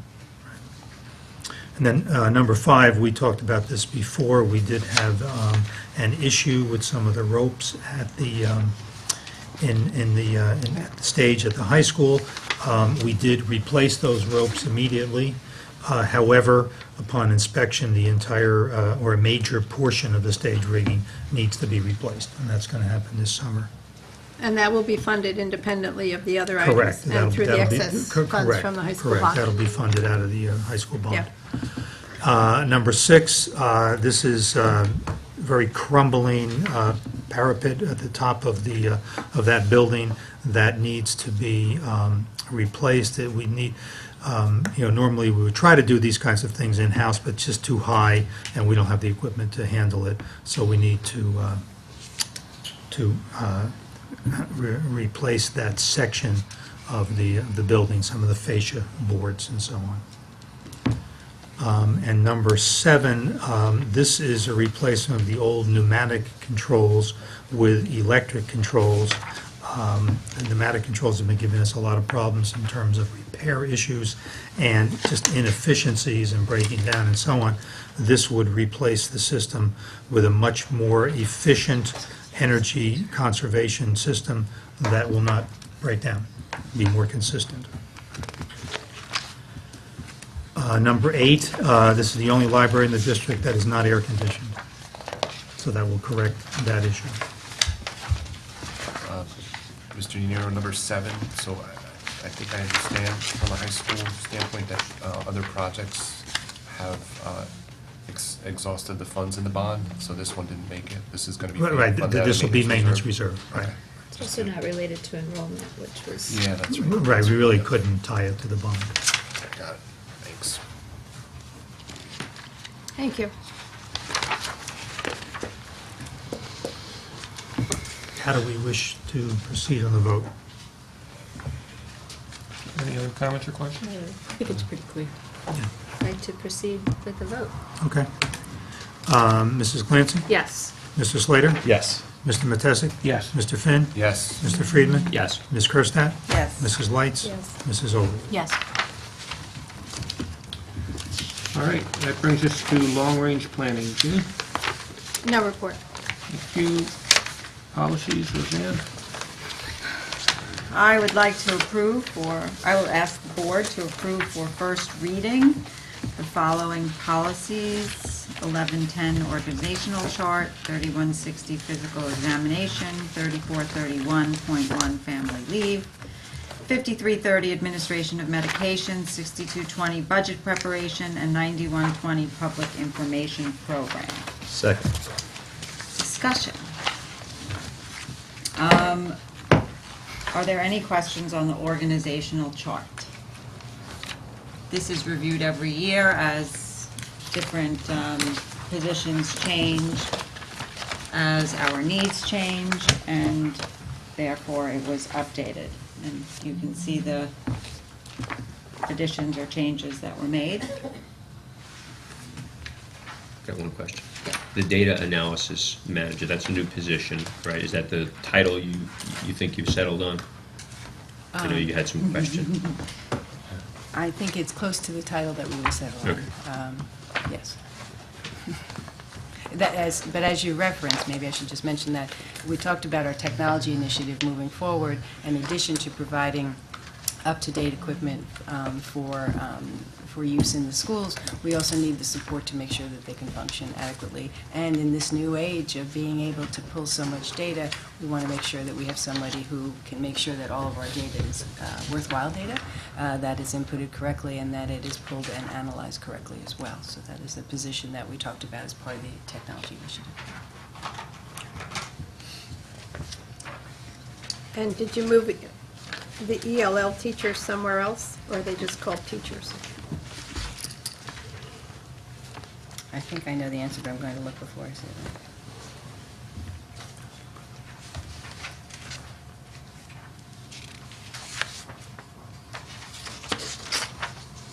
I think we ended up calling them teachers.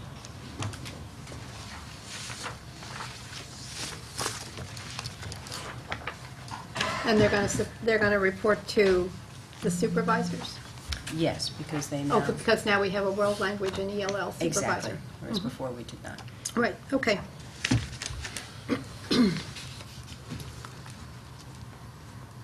Are there any questions on 3160, the physical examination policy? We just added a few things and clarified areas where it said school versus district.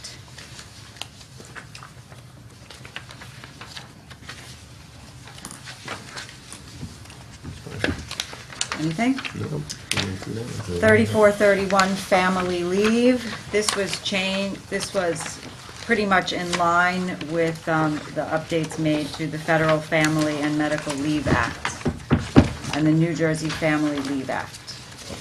So these are pretty much from the statute and the laws. So we just have to make sure we're in compliance with these laws. So we have to update our policies.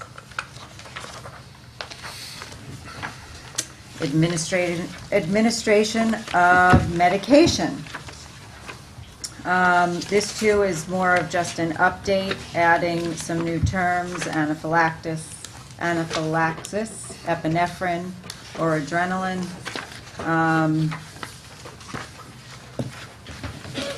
And I guess just, reviewing our policies to make sure we are up to date with the new statutes and that also they are in line with the practices that are happening in the district.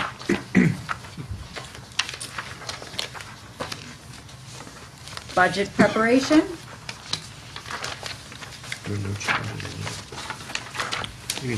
There were really no changes.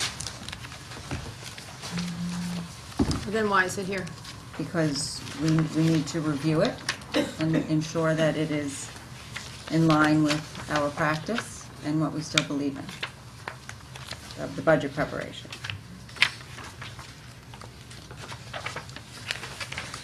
So are we just affirming it?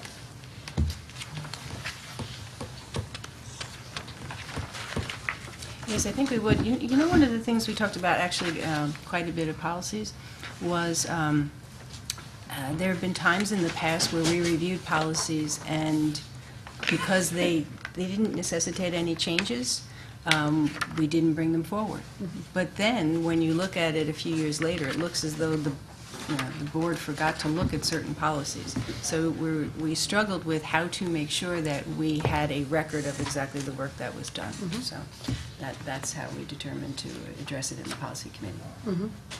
So we also did discuss that it might state reviewed and approved instead of revised and approved. Just say reviewed without change. Okay. Okay. And the public information program, we made some changes to, again, be more in line with practice and also to hopefully make things more clear at your seats today.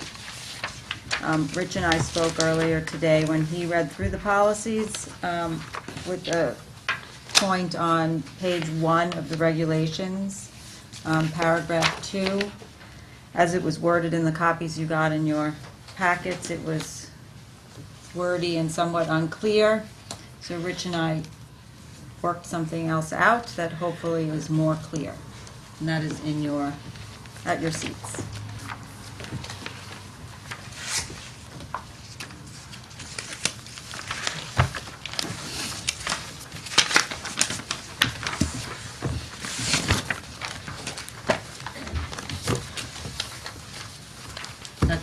That's all I have. Unless there are further questions. We have to approve the final So first we have to vote on this one. What you said. Oh, all I have for these, right. So, Yeah. just to go back to your Yep. change, so are you taking out the directory information, or you're just rewording that first piece up to identify? We are the directory information is in there, information regarding an individual pupil, in addition to directory information as per policy number 8330, may be released unless the pupil's parents, legal guardians, or the adult pupil had prohibited such release, or if such release is otherwise prohibited by the law.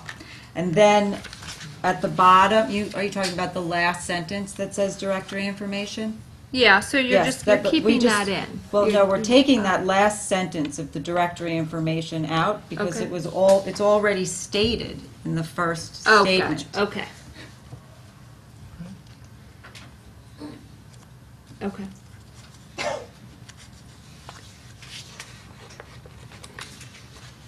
I didn't follow anything you said there. Okay, Would you so restate that, please? basically, we just want paragraph number 2, A2, to read as the addendum. I understand that. And why is that? Because, okay, you can, You know, sure. So the practice is that information may be released unless we have on file a prohibition to it being released.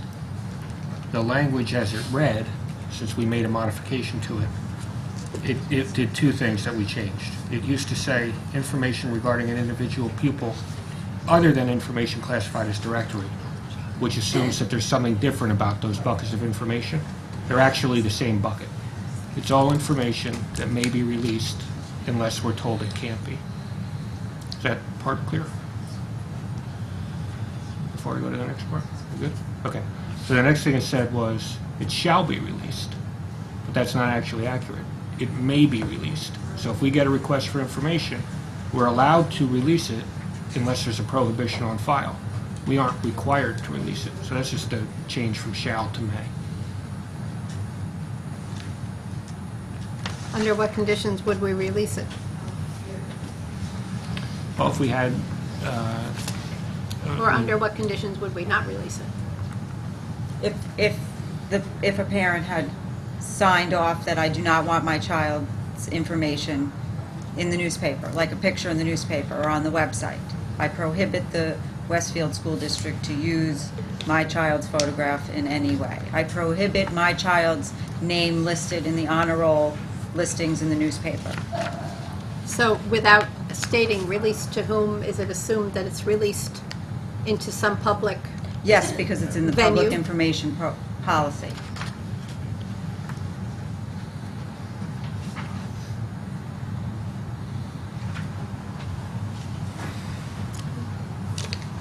Is my understanding of it. I mean, it's not just, I can't call up and say, hi, I'd like to, that would not be within this policy, and actually that would be against the law, which is covered with, or if such release is otherwise prohibited by law. So if an individual just calls up the school district and asks for information, the school district can't just give them the information, because that's prohibited by law. But if we as a school district want to use a child's picture on our website, unless a parent has signed off that they prohibit us from doing that, we are allowed to do that. Which every parent is given an opportunity to do at the beginning of the school year, correct?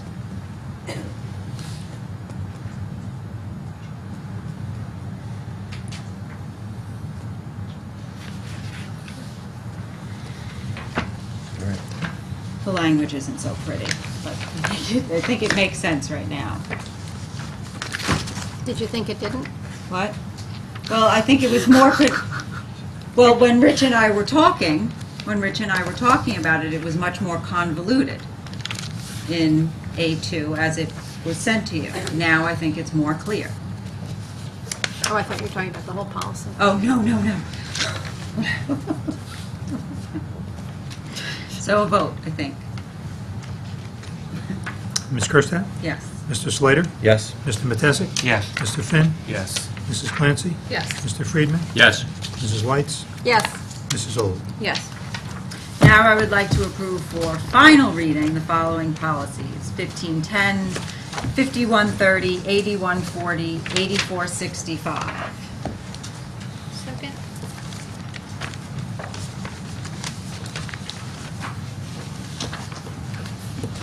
Questions or comments?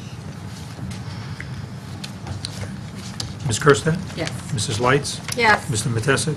Yes. Mr. Finn? Yes. Mrs. Clancy? Yes. Mr. Friedman? Yes. Mr. Slater? Yes. Mrs. Oldey? Yes. And now I ask the board to affirm the superintendent's decision on 12 HS21, 12 E15, 12 R07, 12 WA03 for the reasons set forth therein. Second. Questions or comments? Vince? Ms. Kerstad? Yes. Mrs. Olig? Yes. Mr. Matesic? Yes. Mr. Finn? Yes. Mrs. Clancy? Yes. Mr. Friedman? Yes. Mrs. Lights? Yes. Mr. Slater? Yes. Anything else, Jen? That's all. That's all. Curriculum, instruction, and programs would have been Ann. Oh, I think I'm supposed to report. Let's just do final. Yes. I'd ask the board to approve for final reading the following curricula: science, advanced placement biology 2, and physical education PE 9, 10, 11, and grade 12. Do you have a second? Second? Mrs. Clancy. Questions? Discussion? Okay, I think we can vote, Vince. Okay.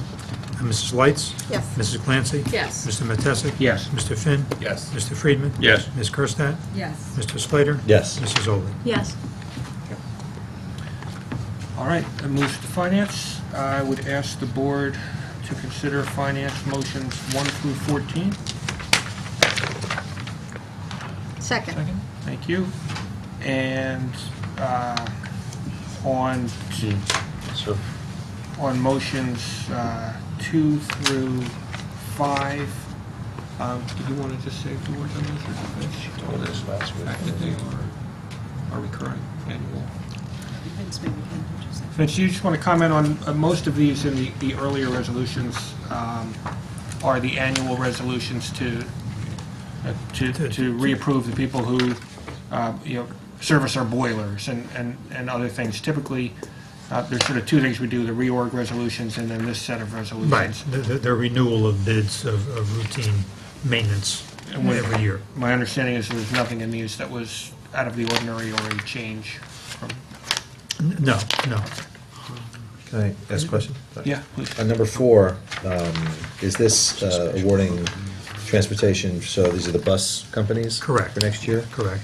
After everything that went on back in the fall, have we had any, I guess, get some kind of an update before we just say yes to the bus company again?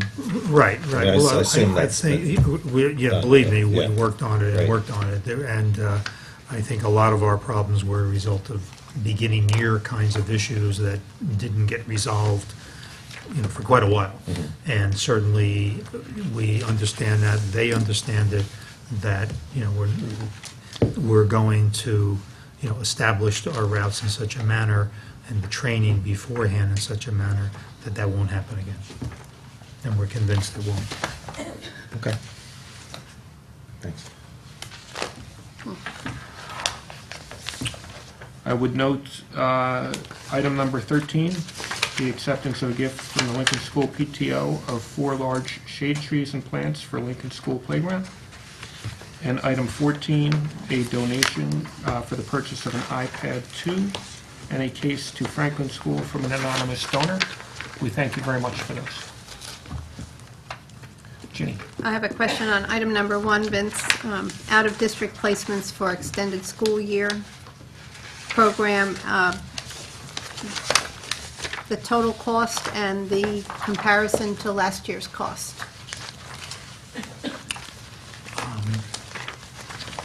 Would you know that, Mr. Weissman?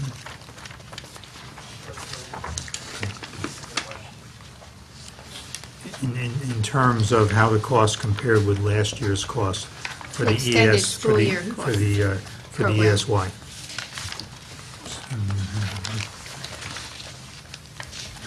That's the transportation. Yeah, there.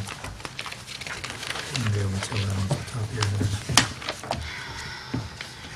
I couldn't tell you off the top of my head how the cost, but I could go back and look at it if you'd like a cost breakdown. I can get that information. Could you just send it to us? Sure. Thank you. You know what, who establishes the cost? Who establishes the cost per line item? Who establishes it would be, But the the- state actually does an audit Right. to establish the actual cost of it, and then depending on IEP, and if there are required extended year services, we receive notification from the schools. Correct? Yes, correct. It's IEP driven by student, right? And the tuition is calculated based on state formulas. Right. Okay, By the right, state. so it's not a discretionary number. it's No. No, driven. no. Thank you. No, No. it's not. But I thought it'd be reasonable at least to know whether the cost was in line with last year or more or how we were doing in terms of our plus bucket. Yes. Thank you. All right, any other comments or questions? Mr. Matesic? Yes. Mrs. Lights? Yes. Mr. Finn? Yes. Mrs. Clancy? Yes. Mr. Friedman? Yes. Ms. Kerstad? Yes. Mr. Slater? Yes. Mrs. Olwig? Yes. All right, I'd ask the board to note the notes for the record, and then go to legislation, which again was Ann. Do we know if she had a report? Don't believe so. Unfinished business. New business. Ad hoc committee reports. We'll have an update next week. Thank you. Liaison reports. I went to the Roosevelt PTSO executive meeting today, and they had a lovely lunch at the outgoing PTSO president's house, where Stu Carey and Derek Nelson attended, and they welcomed in their new executive board. And they talked about end-of-year finances and the 2 end-of-year celebrations. Great. Any other? All right, I would recognize the public for questions and/or comments.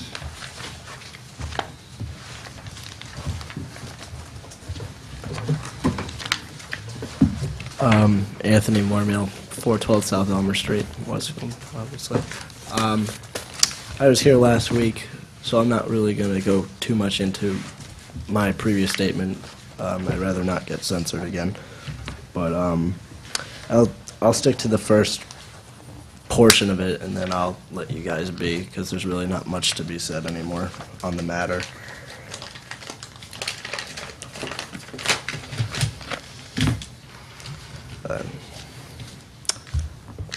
Just find an appropriate place to start.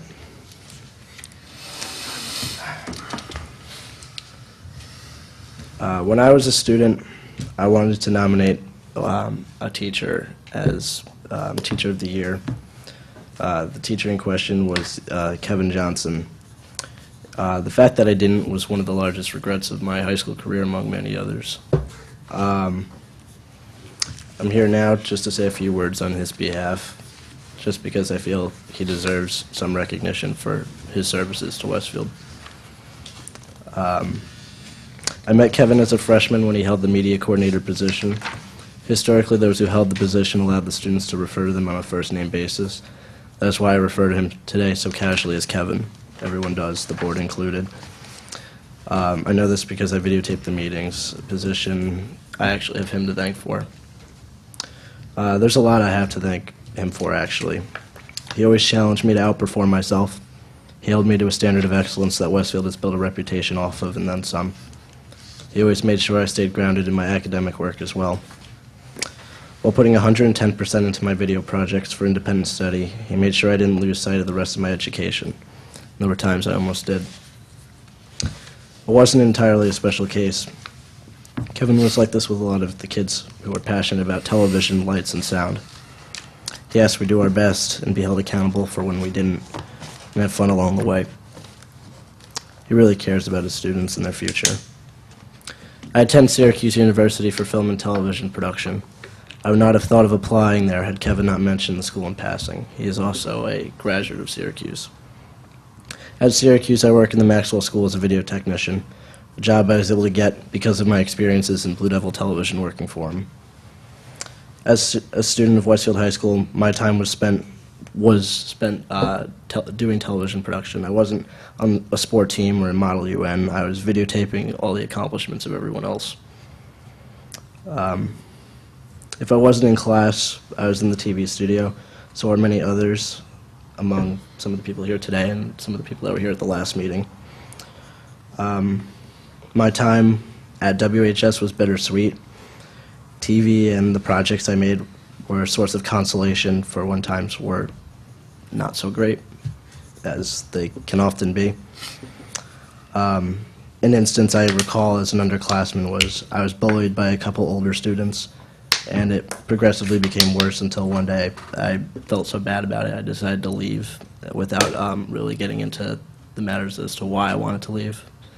But from here on out, I'll go off the sheet because then it goes into stuff I can't really talk about. But finishing on that point, Kevin was really the only one that took an interest in what was wrong, and I'm very grateful for that, and for the many other times when he did take that special interest and make sure that everyone was doing well, asking how your day is going, when he sensed you weren't doing so hot, or even just in passing, and making sure that you did do your best and always strive for your ambitions. I wish him the best of luck in everything he does, because I think he's, as another student who spoke last week, so bluntly put, overqualified. Thank you. Thank you.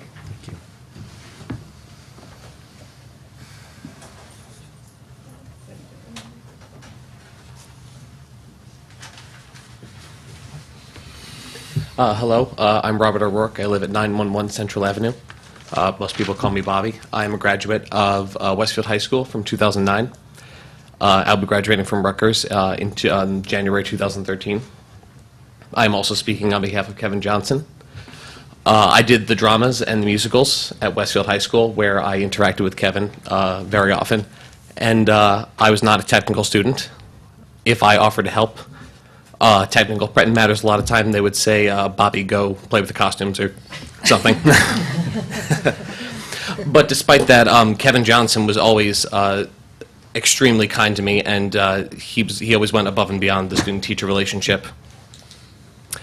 I recall several times on stage during shows when the microphones wouldn't work or we'd have a problem on set, he would be either backstage or within contact. And I could talk to him, I could say, I'm having a problem with my mic, and if he didn't do it himself, he would say, wait 1 second, I'll be right back. And then he would do it. My statement is just short and hopefully sweet. I think dismissing him would be a huge mistake because he was a great guy to me. And thank you very much for your time. Thank you.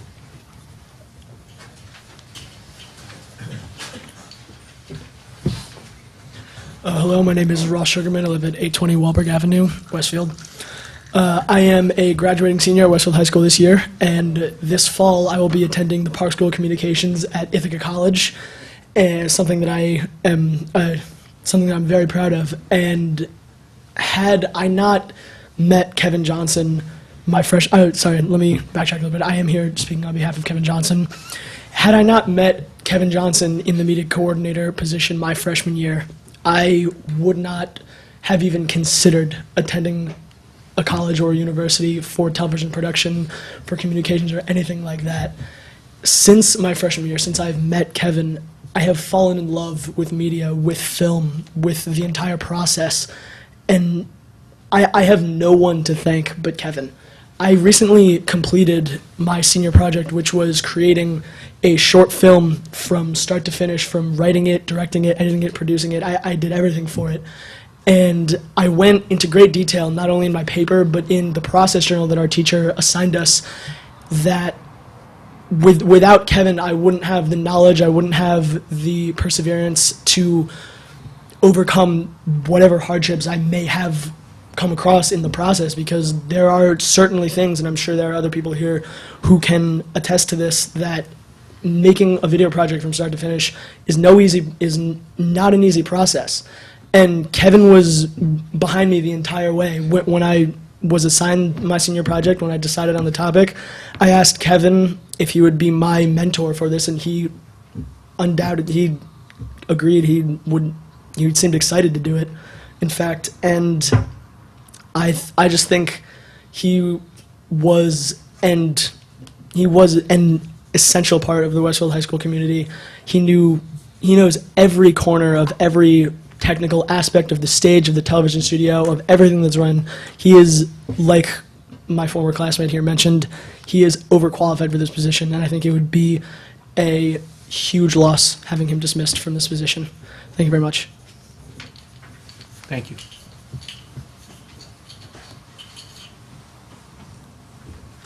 Hello, my name's Nate Surrey. I'm speaking on the account of Kevin Johnson, and I'd like to say I'm a student at Boston University. I will be entering my sophomore year for film and TV, And Kevin Johnson, which I refer to as KJ, KJ helped me so much in improving my editing skills that now I'm the post-production supervisor of a TV show at Boston University.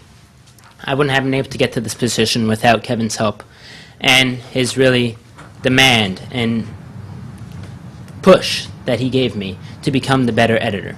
If Kevin Johnson was not teaching me in TV1, TV2, and Blue Devil News at Westfield High School, I would not have been able to achieve this. But another thing that Kevin Johnson has done is he has improved my character.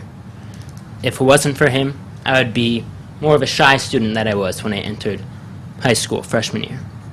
Not only has that made me become a better technical and film and TV person, but Kevin Johnson has made me a better person and has made me an ambitious person as I pursue many other things in college and afterwards. Without him, I would not be able to go where I would in the future and where I am now. Thank you. Thank you. My name is Megan Sullivan. I live at 820 Grant Avenue, and I'm also speaking on behalf of Mr. Johnson.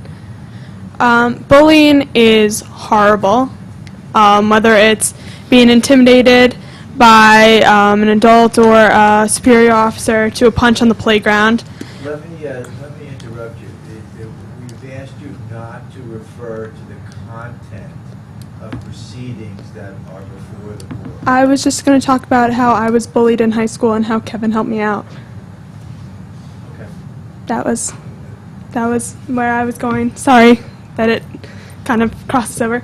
I actually started the anti-bullying club at Westfield High School with Kevin's support, because when I entered high school, it's hard being a very I'm not a shy person. I'm very outspoken, and up until high school, I had never noticed, I guess, how hard it is to be an outspoken girl. Many of you guys might know, like, being a woman and trying to assert yourself sometimes gets dismissed in certain aspects of life, certain careers. For example, I've always loved theater. I've loved acting on the stage. I've done acting and tech at the high school, and I've written my own plays and directed in college. I loved acting, but I wanted to get something more. And some of my guy friends said they had done lights. So I was like, okay, that sounds awesome. I'm going to try that. I was so surprised by how much negativity I got from some peers and other fellow teachers that lighting is not for girls. Tech is not for girls. Film is not for women. You can be in front of the camera, that's fine, as long as you, like, smile. That's awesome. But being behind the camera, no, women can't handle the technology behind a camera. Women can't handle being up on ladders adjusting lights. And I was nervous and afraid. I timidly went up to Kevin and asked him if it would be okay. Actually, I think I asked him if it would be appropriate. Which if you ask my parents, I never asked if something is appropriate for me to do in my entire life. And I asked if it would be appropriate if I worked on his lighting crew. And he said, yeah, of course, like, what, if appropriate, yeah, if you're not afraid of heights, we'll get you up on a ladder right now. And that's what I did, and I've been hanging lights ever since. And it's, as a theater student, being able to act and hang lights and do things behind the stage makes me an employable actor. I'm interning at New World Stages, which is an off-Broadway performance. You've probably seen things like Avenue Q, as one of the assistant to the assistant lighting designers. And I would never have even thought to approach that career without KJ, because it's not a career for skirts. And it's hard. Still doing it, you get made fun of.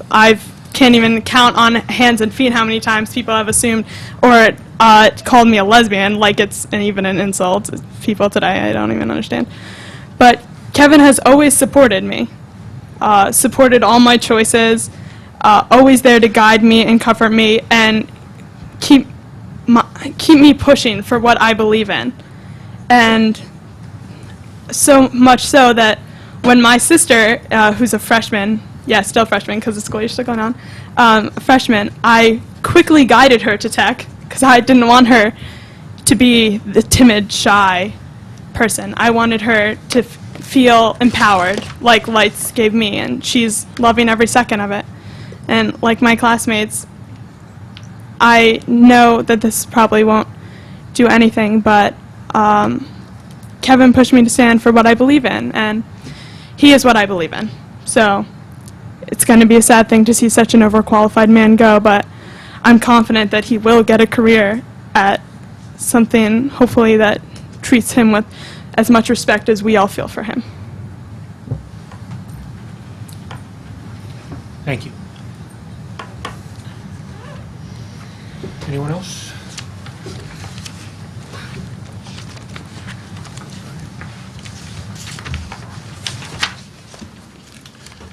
With that, I'd ask the board to approve the following resolutions. Resolve that the Board of Education move into private session for the purpose of discussing personnel, litigation, or negotiations. And be it resolved that any discussion held by the board which need not remain confidential and the results of the discussion will be made public as soon as practicable. Do you have a second? Second. Thank you. All in favor? Any opposed? Abstain? Adjourned.